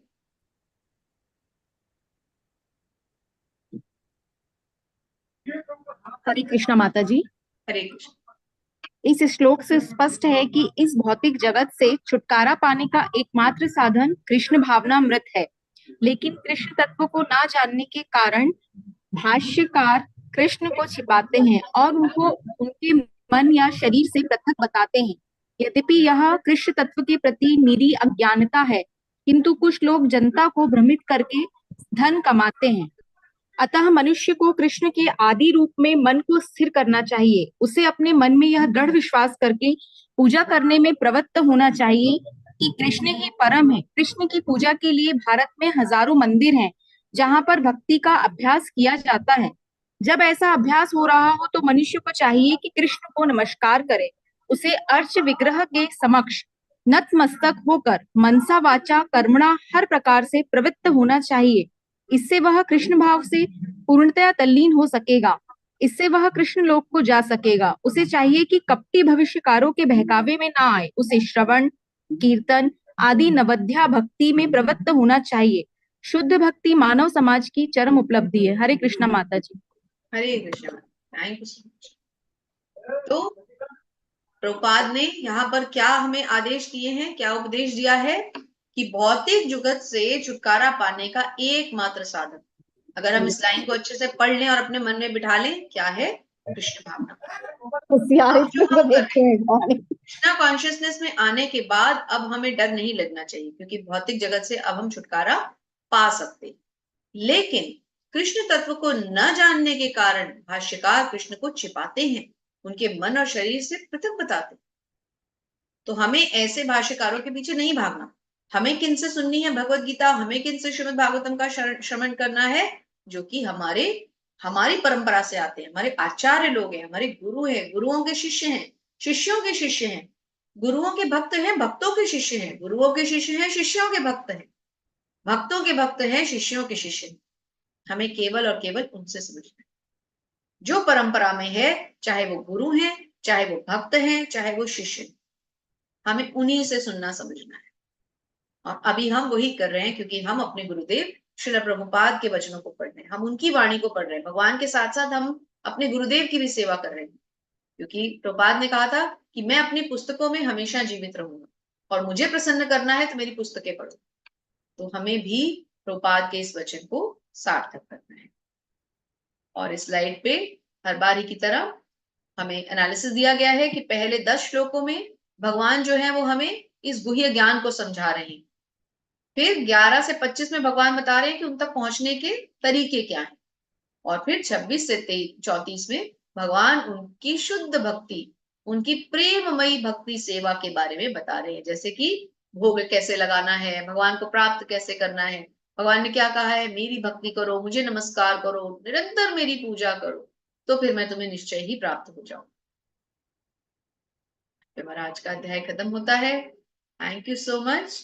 आप सबने इतने सुंदर भक्त हैं, इतने आराम से बैठ के श्रवण करते हैं, और जो भी कुछ हमें प्रभुपाद की वाणी से हम बहुत गलत मलत भी पढ़ते होंगे, आप हमें क्षमा कर देते हैं हमारी त्रुटियों के लिए, यही हमारी सबसे बड़ी उपलब्धि। Thank you so much. Hare Krishna. अब किसी का प्रश्न है तो आप ले सकते हैं।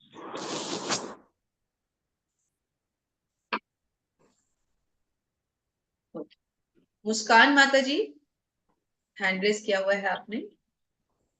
हरे कृष्णा माता जी। हरे कृष्णा।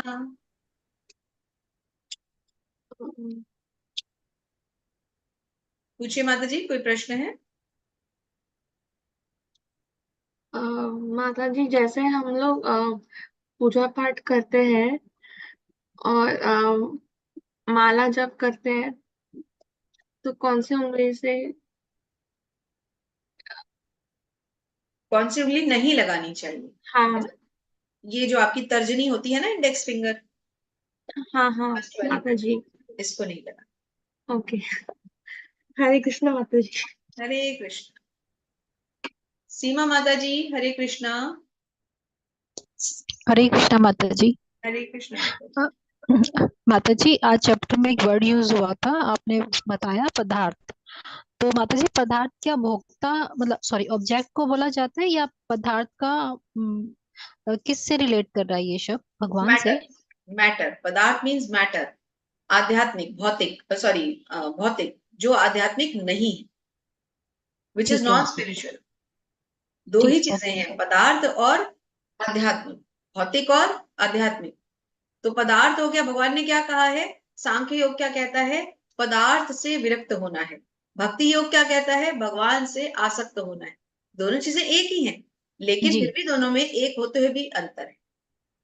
भगवान से हम तभी जुड़ पाएंगे जब हम मटेरियल चीजों को छोड़ पाएंगे। Matter means material, material world, भौतिक जगत, वही पदार्थ।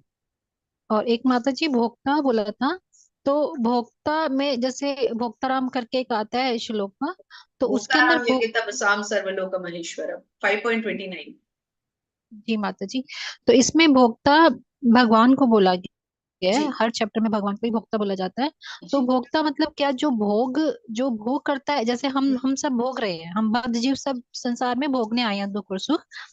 तो भगवान को भोक्ता किस उसमें कहा गया है कि मतलब भगवान जब हम कुछ भोगते हैं तो भगवान उसको भोग रहे होते हैं, या किस सेंस में बोला जा रहा है माता जी? भगवान ही भोगता है। हम जो बद्ध जीव है वो जगत में भोगने के लिए नहीं आया। बद्ध जीव जी को ये योनि इसलिए दी गई है कि उसको अपना उद्धार करने का एक अवसर प्रदान किया गया है कि आपने 84 लाख में एक बार आपको मनुष्य जीवन मिला है। अब या तो आप फिर से 84 लाख में चले जाओ घूमते घूमते, और या फिर आप क्या करो, आप कुछ भी मत करो, भगवान की भक्ति करो, और भगवान की भक्ति करते हुए आप भगवत धाम को आ जाओ। तो भोक्ता तो भगवान है, एक ही भोक्ता है। भगवान ने क्या कहा है, सभी यज्ञों का भोक्ता मुझे मानो, सभी जीव मुझ पर आश्रित है। तो भगवान तो स्वयं बार बार ये चीज कह ही रहे हैं कि भगवान ही जो है वो भोक्ता है। सभी कर्मों को भगवान हमें दे रहे हैं। कौन पूरा करता है? प्रकृति के 3 गुण। लेकिन हम जो मनुष्य हम समझते हैं हम कर रहे हैं। तो यही कंफ्यूजन है। हमें ये कभी नहीं समझना कि भोक्ता हम हैं। हमें भगवान ने ये जन्म इसलिए नहीं दिया कि हम भोग कर सके प्रकृति का। हम भोग करने के लिए नहीं बने। हमें भगवान से अपने संबंध को स्थापित कर लें, पुनः स्थापित कर लें जो भूल गए हैं, उसके लिए भगवान ने हमें जन्म दिया। लेकिन हम कंफ्यूज हो जाते हैं और हम कहते जी हैं कि नहीं हम भोगता है, और हम एक्चुअली भोगना शुरू हो जाते हैं, और यही हमारा इस जन्म मृत्यु के चक्र का कारण बन जाता जी, जैसे कि आपने चैप्टर में भी बताया था कि भोक्ता मतलब मैं, मतलब मैं, जब मैं आ जाता है कि अहंकार आ जाता है कि मैं सब कुछ कर रहा हूँ, तो वो मैं नहीं है, ईश्वर है। ईश्वर ही सबके करता धरता सब कारणों के कारण है। जी, वही जी। भोगता और है। जो भी कुछ बना है उनके भोगने के लिए बना है। ये प्रकृति जी उनके भोगने की बनी है। उनको आनंद चाहिए, इसलिए उन्होंने इस सृष्टि की रचना की। इस सृष्टि से भगवान आनंद ले रहे हैं। आनंद कौन लेगा? जो उसको भोगेगा, सुख को जो भोगेगा। तो सुख को तो वही भोग रहे हैं। वृंदावन के सुखों को उन्होंने भोगा, जी हम नहीं भोग सकते। तो जी जी हमें जी मनुष्य को, जीव को ये समझना है कि परम भोक्ता वो है। हमें उनकी संतुष्टि के लिए कार्य करना। जी माता जी। और माता जी एक शब्द है देहात्म बुद्धि। ये भूमिका से स्टार्ट होता है, चैप्टर 1 हर चैप्टर में आता है देहात्म बुद्धि। तो देहात्म बुद्धि की डेफिनेशन क्या होगी? जैसे देह, आत्म और बुद्धि 3 शब्द आ रहे हैं इसके अंदर, तो जी, इसकी डेफिनेशन क्या बनेगी माता जी? देहात्म बुद्धि मतलब जो मनुष्य ये समझता है कि मेरी देह के अंदर ही मेरा सब कुछ है। देहात्म बुद्धि से ऊपर नहीं उठ पाता। उसको लगता है शरीर और देह एक ही है, देह और आत्मा एक ही है। मतलब उसकी इससे बुद्धि इससे उसकी बुद्धि मारी गई है। जी जी जी। इस ठीक है। इस तथ्य को हमें अलग अलग करना है कि मैं शरीर नहीं हूं, मैं आत्मा हूं। शरीर अगर मैं होता तो ये नाक क्यों होता, ये सिर क्यों होता, ये जी शरीर होता। जी ये शरीर होता। कोई मुझसे पूछता है आपका शरीर कहाँ है, तो मैं कहाँ बता सकती हूँ। कोई पूछे मैं, जी तुम कौन हो, तो मैं कहाँ इंडिकेट करूंगी? ये भी मैं हूँ, ये हाथ भी मैं हूँ, ये सिर भी मैं हूँ, ये गाल भी मैं हूँ, ये बाल भी मैं हूँ। तो मैं कौन हूँ जी इस सब में से? क्या ये सब मैं हूँ? क्या ये सब मिला के मैं हूँ? नहीं। एक्चुअली मैं वो हूं जो मेरे अंदर का आत्मा है। ये जी सब मेरे बॉडी के मटेरियल पार्ट्स। जी और माता ये हम जी। नहीं कह रहे, ये हम आचार्यों के जो लेक्चर सुने हैं उनसे हम कह रहे हैं। ये हम अपने, हमारे में इतनी बुद्धि है ही नहीं कि हम अपने पास से कुछ कह पाए। आचार्यों के जी लेक्चर्स में ऐसा बताया गया है। जो सेल्फ डिस्कवरी का एक 7 डेज का प्रोग्राम होता है अक्सर, शायद इसको बेंगलुरु में भी हुआ होगा, मुझे एग्जैक्टली ध्यान नहीं है। लेकिन उसपे बुक्स भी हैं सेल्फ डिस्कवरी पे। आप आत्म साक्षात्कार के ऊपर प्रभुपाद की लिखी हुई बुक्स हैं, जी आप हाँ जी पढ़ है माता सकते जी। हैं लिख करके। उसमें हमें ये क्लियर हो जाता है कि आत्मा और शरीर अलग है, और हम शरीर नहीं है, हम आत्मा है। जब किसी की जी मृत्यु माता होती है तो जी। हम कहते हैं वो चले गए। वो कौन चले गए? जी वो तो पड़े हुए हैं। तो जी चले कौन गए? इसका मतलब वो जो पड़े हैं उनके अंदर कोई ऐसा तत्व था जो चला गया। तो जी वो माता जी। तत्व है आत्मा। तो जब हम देह और आत्मा को अलग अलग समझना शुरू कर देते हैं तो हम इस देहात्म बुद्धि की स्थिति से ऊपर उठ जाते जी माता जी, धन्यवाद माता जी। माता जी क्या चैप्टर 1 में से मैं कुछ पूछ सकती हूँ? हैं। जी, माता जी कल हम जैसे रीडिंग कर रहे थे तो उसके उसमें एक जो शुरू के 5 श्लोक है उसके अंदर बताया गया कि द्रोणाचार्य 5 या 6 थे, तो द्रोणाचार्य सेनापति थे कौरवों के साइड से। और एक जगह आया कि भीष्म पितामह सेना नायक।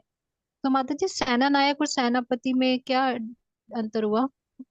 नहीं ऐसा कुछ नहीं है। जब युद्ध शुरू हुआ था तब तो भीष्म पितामह ही थे। लेकिन फिर जब पितामह भीष्म जी को अर्जुन के कारण बाणों की शैया पर लेटना पड़ा, तो फिर उन्होंने नेक्स्ट, जी क्योंकि सेना का एक प्रमुख तो निर्धारित करना ही पड़ता है, तो पितामह भीष्म ने फिर गुरु जी द्रोण को जो है नियुक्त कर दिया था। और उसमें एक प्रॉब्लम ये भी जी थी जी कि जब पितामह भीष्म आए तो उन्होंने कर्ण को कह दिया था कि मैं तो तुम्हें अपने होते होते सेना में शामिल नहीं करूंगा। तो सेना नायक मतलब जिसके पास ये अथॉरिटी हो कि वो कोई भी डिसीजन ले सकता है, as good as a king in the battlefield. जी जी और सेनापति जो है, सेनापति तो एक टुकड़ी का और भी हो सकते हैं संचालन करने के लिए। जैसे हमारी सेना को राजा जो थे कई टुकड़ियों में विभाजित कर देते थे, तो उन जी जी सबका एक छोटा छोटा सेनापति भी हो सकता है। लेकिन मुख्य जी सेना माता नायक जैसे कि यहाँ पर दृष्टद्युम्न थे, वहां पर जी पितामह जी भीष्म। जी जी। धन्यवाद माता जी, बहुत क्लैरिटी करवा दी आपने, धन्यवाद। हरे कृष्णा माता जी। हरे कृष्ण। धन्यवाद। सुषमा माता जी, हरे कृष्णा। हरे कृष्ण माता जी। हरे कृष्ण माता जी। माता जी जैसे हम पूजा पाठ करते हैं या भक्ति करते हैं, लेकिन हमने जैसे हम तो दीक्षा नहीं ले रखी है, जैसे हम भक्ति करते हैं तो क्या कृष्ण हमारी भक्ति स्वीकार करते हैं कि नहीं करते हैं? मतलब खुश हो जाएंगे हमसे अगर हम भक्ति करते हैं, जैसे बहुत प्रेम करते हैं उनसे, पूरे आखिरी दिन स्लाइड में माला जो भी जपते हैं। हमने 9वें अध्याय का 34वां श्लोक पढ़ा, उसमें भगवान ने हमें ये अश्योरेंस दी कि जो मेरी भक्ति करता है उसको मैं जो है सब तरह से, जो मेरी निरंतर भक्ति करता है, जो सब तरह से मेरी पूजा करता है, जो हर लिहाज से अपने मन को मुझ में स्थिर करता है, उसको मैं निश्चित रूप में वो मुझे प्राप्त करता है। यहाँ पर भगवान ने ये तो नहीं कहा कि जो दीक्षित होता है।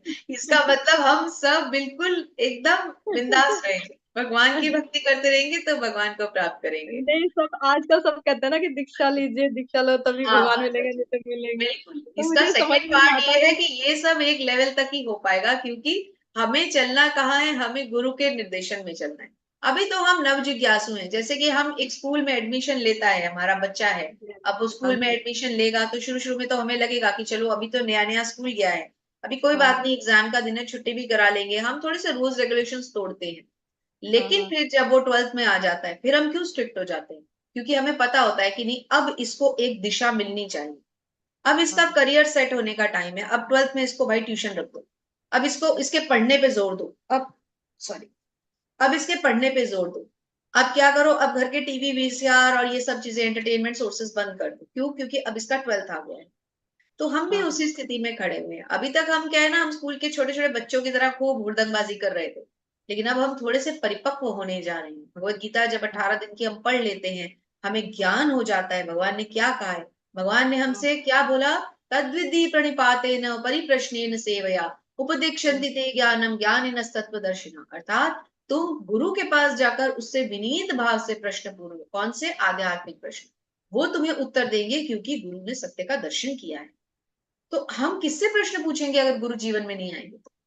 और गुरु जीवन में कब आएंगे? जब हम गुरु के आने के लिए ये सारी व्यवस्थाएं करके उनको अरेंजमेंट करके दिखाएंगे कि देखिए गुरुदेव, हमने गुरु के कहे अनुसार 16 माला भी जपी, 4 नियमों हाँ का जी, पालन भी किया, अब हमें हाँ जी, स्वीकार कर लीजिए। जी। लेकिन जैसे नियम होते हैं तो कहते हैं कि मतलब लास्ट तक हमेशा ही करने हैं, 16 माला जपनी है, मंगला आरती करनी है, ये सब चलो छोड़ने का तो छोड़ देते हैं सब।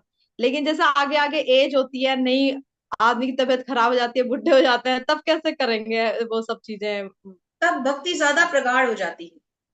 अच्छा। जैसे कि हम जब छोटे होते हैं तो हम कितनी शरारत करते हैं, लेकिन बड़े होकर फिर हमारा शरारत करने का मन करता है क्या? एक बूढ़े व्यक्ति का ये मन करेगा कि वो एक आम के पेड़ पे चढ़ जाए और माली डंडा लेके उसको मारना शुरू हो जाए? नहीं, क्योंकि नहीं। तब हमारी प्राथमिकताएं, हमारी प्रायोरिटीज चेंज हो जाती हैं। जब हम कन्याएं होती हैं, अपने माता पिता से कितना प्रेम करती हैं, लेकिन फिर जब हम खुद माताएं बन जाती हैं, तो समय हाँ के साथ हमें क्या चेंज आता है कि अब हमारी अपनी संतान है, हमारी प्रायोरिटी उधर पहले हो गई कि नहीं, पहले बच्चा भूखा है, पहले उसको सुला दूं, मम्मा आपसे बाद में बात करती हूँ, जरा बेटा उठ गया, उसको पहले सुला दूं, रो रहा है। हाँ प्रायोरिटी टाइम के साथ चेंज होती है। तो जैसे जैसे हम परिपक्व होते हैं, जैसे जैसे हम भक्ति में तेज होते हैं, हमारी भगवान के प्रति आसक्ति बढ़ती है, तो फिर भगवान को छोड़ने का मन नहीं करता। हाँ अभी हाँ हम हाँ भगवान से इसलिए कहीं ना कहीं दूर है क्योंकि हम भक्ति में पूरी तरह से प्रगाढ़ नहीं हुए। जब हम निरंतर इसके साथ अपनी एज के कुछ साल निकाल लेंगे, और टचवुड हाँ ऐसे जो हमारे सीनियर डिवोटीज हैं जिनकी उम्र हो चुकी है, जो भगवान की भक्ति कर रहे हैं, आप हाँ उनकी जी। अटैचमेंट के लेवल को जज ही नहीं कर सकते, किस लेवल की भक्ति वो करते हैं। अच्छा अच्छा। तो ये हाँ हमारे हाँ साथ भी होगा, अगर हम भक्ति करते रहेंगे और भगवान ने उम्र दी तो हम भी उम्र के अंत में ज्यादा भक्ति करेंगे। फिर भगवत जैसे धाम जाने की हमें क्यूरोसिटी होगी, मरने का दुख नहीं होगा, हमें लगेगा जल्दी खत्म हो ये गंदा शरीर, हम भगवान के धाम चलेंगे। हाँ हाँ हाँ। अच्छा, जैसे हम दीक्षा नहीं लिए तो हम भगवान की सेवा कर सकते हैं, जैसे विग्रहों की सेवा, ऐसा तो नहीं है कि दीक्षा लेने के बाद ही भगवान को ला सकते हैं घर, या मतलब नियम पूरे उनकी कीजिए, सेवा? 16 माला शुरू कर दीजिए हाँ और जी, 16 दीक्षा के माला लिए मैं करती तैयार हूँ। रहिए, दीक्षा से भागिए नहीं, दीक्षा लेनी ही है हमें। इस जन्म को अगर साकार करना है तो गुरु के चरण पकड़ने आवश्यक है। अच्छा अच्छा अच्छा। दीक्षा के हाँ लिए जी हमें अंदर से हमें एक रोना आना चाहिए कि मेरे गुरु हाँ मेरे जी हाँ जीवन में जी। क्यों नहीं आ रहे। क्योंकि हाँ देखिए, हाँ प्रत्यक्ष रूप से हमने भगवान को न देखा है, ना हमें शायद सौभाग्य मिले देखने का, लेकिन अगर हमने गुरु के दर्शन कर लिए तो फिर हम भगवान के दर्शन कर लेंगे, क्योंकि इस भौतिक जगत में गुरु भगवान के प्रतिनिधि हैं। हाँ जी हाँ जी। हमें अंदर से गुरु के लिए रोना आना चाहिए कि भगवान तो पता नहीं, साक्षात कृष्ण तो श्याम वर्ण वाले कृष्ण दिखे या नहीं दिखे, लेकिन अगर गुरु दिख गए तो गुरु तो भगवान के डायरेक्ट प्रतिनिधि हैं, तो क्योंकि गुरु ने भगवान को जरूर देखा होगा। मन से कोई गुरु नहीं बना सकता कि हम मन से गुरु मानते हैं, ऐसा कुछ नहीं है। अच्छा, मनुष्य के बनाने मन में पड़ेगा। हमेशा एक चोर बैठा होता है, वो हाँ कुछ जी। ना कुछ कोशिश करता है कि मैं एक शॉर्टकट मार लूं, लेकिन नहीं, भक्ति में कोई कहाँ जाए शॉर्टकट। हमें यही नहीं पता किसको बनाना है गुरु। अब आप इस्कॉन बेंगलुरु से जुड़ गए हैं, नहीं, नमनिष्ठा प्रभु जुड़े जी हैं। के संरक्षण में हैं आप, वो हाँ जी अपने हाँ आप जी। सब कुछ कर देंगे। देखिए धीरे धीरे आप देखिए वो आपको कहाँ से कहाँ ले जाएंगे। नहीं, आज वो सही में आपको बहुत लेवल ज्यादा 1 दे मैं, रहे हैं, जहाँ मैं कल सोचती नहीं थी ना, जो मैं नहीं करूंगी वो मैं सब कुछ करती हूँ, सब कुछ मैंने एक झटके में ये सारी चीजें छोड़ दी, सारी चीजें, चाहे नमनिष्ठा प्रभु जी माला के जपती कार्यक्रम हूँ। अगर आप ज्वाइन करके रखेंगे माता जी, आपको हाँ पता जी। ही नहीं चलेगा कब आप लेवल 1 में आज हैं, इसको कंप्लीट करेंगे, लेवल 2 में आपका मन लग जाएगा, फिर लेवल 3 4, फिर भक्ति शास्त्री हाँ लेवल जी 5, ऐसे करते करते मतलब आप अपने आप समझ लीजिए कि आपने गुरु के चरण पकड़ लिए। अगर आपने नमनिष्ठा प्रभु जी के चरण पकड़ लिए हैं तो वो भी ही is as good as a guru. आप उनके चरण पकड़े रहिए, उनके कार्यक्रमों को मत छोड़िए, वो अपने आप टॉर्च लेके आगे आगे चल रहे हैं और हम सब ने उनके चरण पकड़े हुए हैं, वो अपने आप हमें पार लगा दे, चिंता मत कीजिए। हाँ जी, बहुत बहुत धन्यवाद आपका, बहुत आपके आपका जो आप पढ़ाते हैं ना जिस तरीके से, वैसे कोई नहीं पढ़ाता, कोई भी नहीं। बहुत बहुत धन्यवाद। जी, हम हरे पढ़ाते नहीं है, कृष्ण। हम केवल प्रभुपाद के वचनों को पढ़ते हैं आपके लिए, बस हाँ इतना जी हाँ जी, आशीर्वाद लेकिन दीजिए, हम पढ़ते और भी रहेंगे। पढ़ते हैं, लेकिन आपके जैसा कोई नहीं पढ़ाता बताता। बहुत बहुत धन्यवाद। हरे कृष्ण। धन्यवाद। मधु माता जी, हरे कृष्णा।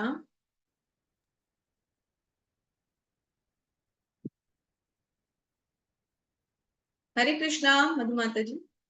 हरे कृष्णा दीदी। हरे कृष्ण माता जी। मुझे एक थोड़ा सा आपसे ये एडवाइस चाहिए थी कि ये मेरा पहला सहयोग है आपके साथ ये सेशन अटेंड करने का, जो हमारे अध्याय चलते रहेंगे।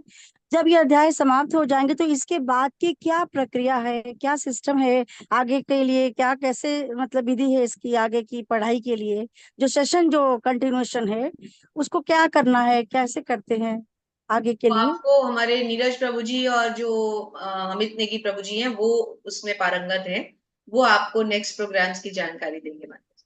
अच्छा, तो ये तो सेशन की अवधि तो आपकी ड्यूरेशन फिक्स है, उसी समय समाप्त हो जाएगा ना जो आप हमें पढ़ा रही हैं अभी? जी, ये टाइम बाउंड खत्म हो जाएगा? अच्छा। मधु माता 18 जी, दिन के बाद ये खत्म हो जाएगा। मधु माता जी आप इसके लिए चिंता ना करें, आपने अच्छा शुरुआत करी है तो हम आपके साथ सदैव रहेंगे जब तक आप जो ओके है ना रहेंगे। और जी आपको जैसे जैसे आगे का माता जी जो ग्रुप की लिंक होगी ना, ग्रुप में मिलता जी रहेगा और जी। आगे की जानकारी भी आपको मिलती रहेगी माता जी। ओके, बहुत बहुत धन्यवाद आपका। दीदी मुझे एक चीज आपसे और कहनी है।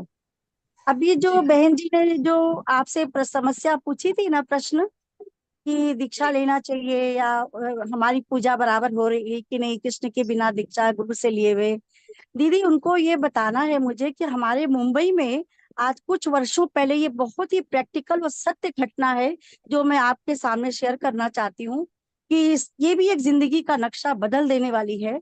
कि लोगों के मन में होता है ना कि हमने ये चीजें पढ़ी नहीं है, हमको जानकारी नहीं है, हमको गुरु का मालूम नहीं है। दीदी हम अजमेर से आ रहे थे और मुंबई, और हमारी ही बर्थ में एक बहुत बड़े 80 साल के वयोवृद्ध बैठे हुए थे, बहुत बड़ा बॉक्स लेके नीचे किनारे पर। और आते ही उन्होंने मुझे पहले प्रश्न क्या किया आपको पता है? बहन जी ये बॉक्स तो मैं नहीं हटाऊंगा, आपकी सीट जरूर हमारे पास है, आप कहीं और भी अपना सामान रख लीजिए, मुंबई जाना है। तो मैंने कहा मुझे कोई तकलीफ नहीं है, मेरा थोड़ा ही सामान है, आपके सामान वैसे का वैसे रहने दीजिए, कोई परेशानी नहीं है। लेकिन उसके बाद कुछ दूसरे लोग चढ़े और इतना ज्यादा उनके साथ में बहुत ही अलग तरह से व्यवहार किया। तो उन्होंने कानून दिखाया उनको कि 80 ईयर्स ओल्ड पर्सन के साथ, सीनियर सिटीजन हूँ, मैं खुद लीगल बात कर सकता हूँ कि आप मेरे बैग को हटा के फेंक नहीं सकती हैं। ये दूसरे परिवार के साथ में घटना घटी। थोड़ा काफिला आगे बढ़ता गया, यात्रा आगे चलती गई, और फिर वो मेरे पास आए बैठ के बात करने के लिए कि मैं आपसे बहुत खुश हूँ कि आपने एक शब्द भी ना कहे, मेरे बक्से को भी टच नहीं किया, और पूरी यात्रा आधी निकल गई। तब उन्होंने मुझे बताया कि, मैंने कहा इस बक्से में है क्या आपके, जितना बड़ा जो क्रिश्चियन लोगों के डेथ के समय इस्तेमाल करते उस बॉक्स को उन्होंने रखा था, पूरी बर्थ ऑक्युपाइड थी दीदी। और उसके बाद उन्होंने मुझे बताया कि मैं वो महापुरुष तो नहीं बोल सकता, मैं वो सिंपल पर्सन हूँ बेटा, कि 80 साल की उम्र में मेरी एक ही बेटी जिसकी कोई औलाद 10 साल से नहीं हुई, लेकिन टेलीविजन पे जब मैंने सिद्धिविनायक लाल बाग के राजा का दर्शन किया, और सिर्फ मैं जमीन पे बैठ गया और जमीन पे बैठ के रोने लगा। मैंने सिर्फ लाल बाग के राजा से, सिद्धिविनायक से यही कहा था जमीन पर, मेरी आंखें बंद होने वाली है, मेरी बेटी के कोई औलाद नहीं, 12 साल हो गए, मुझे एक औलाद दे दे ताकि मैं चैन से मर सकूं। ये प्रार्थना उन्होंने करी। उसके बाद एक दूसरा केस आया था, सलमान खान को जब लेके जा रहे थे कानून के केस में, तो उन्होंने मस्जिद देखा था अजमेर की, और वहां उन्होंने, उनको कुछ विधि विधान पूजा पाठ कुछ भी नहीं मालूम, क्योंकि वो पारसी हैं, और उन्होंने तुरंत तौलिया बिछाई और अपने ऊपर में कुछ भी एक कपड़ा रख लिया दीदी, और उन्होंने रोते रोते आंसू भर करके उसी अजमेर शरीफ की मजार के चित्र को देख के टेलीविजन पर उन्हें ये प्रार्थना की, मेरी आंखें बंद हो रही, मुझे एक औलाद दे दीजिए, मुझे कुछ नहीं चाहिए। और ईश्वर की दया से उनके 2 औलादे हुई उनकी बेटी के, और वो 6 चादर लेके गए थे अजमेर चढ़ाने के लिए, और लाल बाग के राजा के पास 21 नारियल लेके गए थे। तो वो चल नहीं सकते थे दीदी, वो उनके पांव मुड़ नहीं सकते थे, लेकिन पुलिस का सपोर्ट इतना बड़ा उनको मिला, वो हैरान हो गए कि इतना इतना भावुक व्यक्ति आज इतनी बड़ी चीज लेके आए, उसकी मुराद पूरी हुई है। तो मेरा यही कहने का मतलब है कि अंकल ने यही मुझे बताया, बेटा ना मैं मुस्लिम हूँ ना मैं हिंदू हूँ, मैं तो पारसी हूँ बेटा, मेरे इसमें तो कुछ ये सब है ही नहीं, लेकिन मेरे आंसू, मेरी प्रार्थना शायद वो आखिरी थी, और वो दोनों भगवान ने सुनी मेरी प्रार्थना। तो मैं अजमेर गया था, और लाल बाग में भी मैंने नारियल चढ़ाया। ये मेरी जिंदगी का बहुत बहुत सच्चा अनुभव है, और आज भी वो अंकल जीवित है दीदी, और मेरे से संबंध है उनका। तो बहुत सारी जिंदगी के पृष्ठ बदल जाते हैं, अगर सच्ची आत्मा, सच्चा प्यार, सच्ची अनुभूति हो और आंखों में आंसू हो, तो भगवान आते हैं, जरूर आते हैं। Thank you so much. ये बिल्कुल सच बात थी, इसलिए मैंने वो दीदी को बताने के लिए कहा कि कब कौन से किसका सहारा, कब किस वक्त कृष्ण यहाँ आ जाएंगे, ये ना हमें पता है ना आपको पता है। Everything is pre plan, everything is pre plan by him. भगवान कभी भी किसी भी रूप में आ जाएंगे, कुछ पता नहीं। ये सत्य घटना है दीदी, वो बॉम्बे में ही रहते हैं। हरे कृष्णा, धन्यवाद आपका, हरे कृष्णा आपने माता मुझे जी, मौका थैंक दिया। You so much. नहीं कोई बात। उर्मिला माता जी, हरे कृष्णा।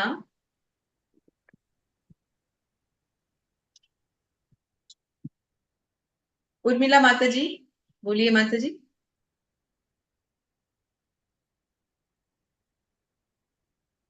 माता जी आप अनम्यूट हैं, बोलिए। उर्मिला माता जी, उर्मिला पांडे माता जी अनम्यूट हैं, आप बोलिए। आपने हैंड रेज किया हुआ है ना? हाँ माता जी, जी मैं धन्यवाद, प्रणाम माता जी। मैं अपना पारिवारिक गुरु से दीक्षा ले ली हूँ। फिर दोबारा ले सकते हैं क्या दीक्षा?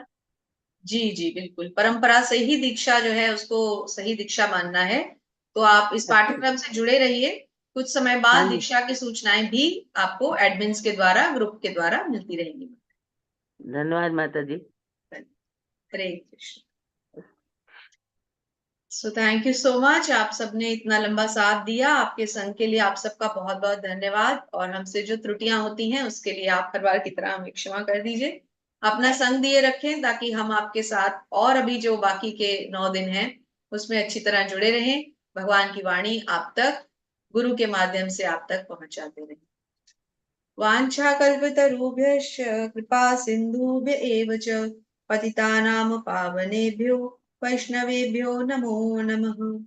अनंत कोटि वैष्णव वृंद की जय। जय श्रील प्रभुपाद महाराज की जय। जय आप सभी सुंदर भक्तों की जय। जय श्री श्री राधा गोविंद भगवान की जय। जय।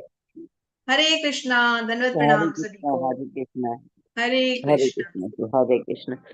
हरे कृष्णा। मैं चैट बॉक्स देख लेते हैं। नीरज प्रभु जी, कुछ है तो नहीं उसमें?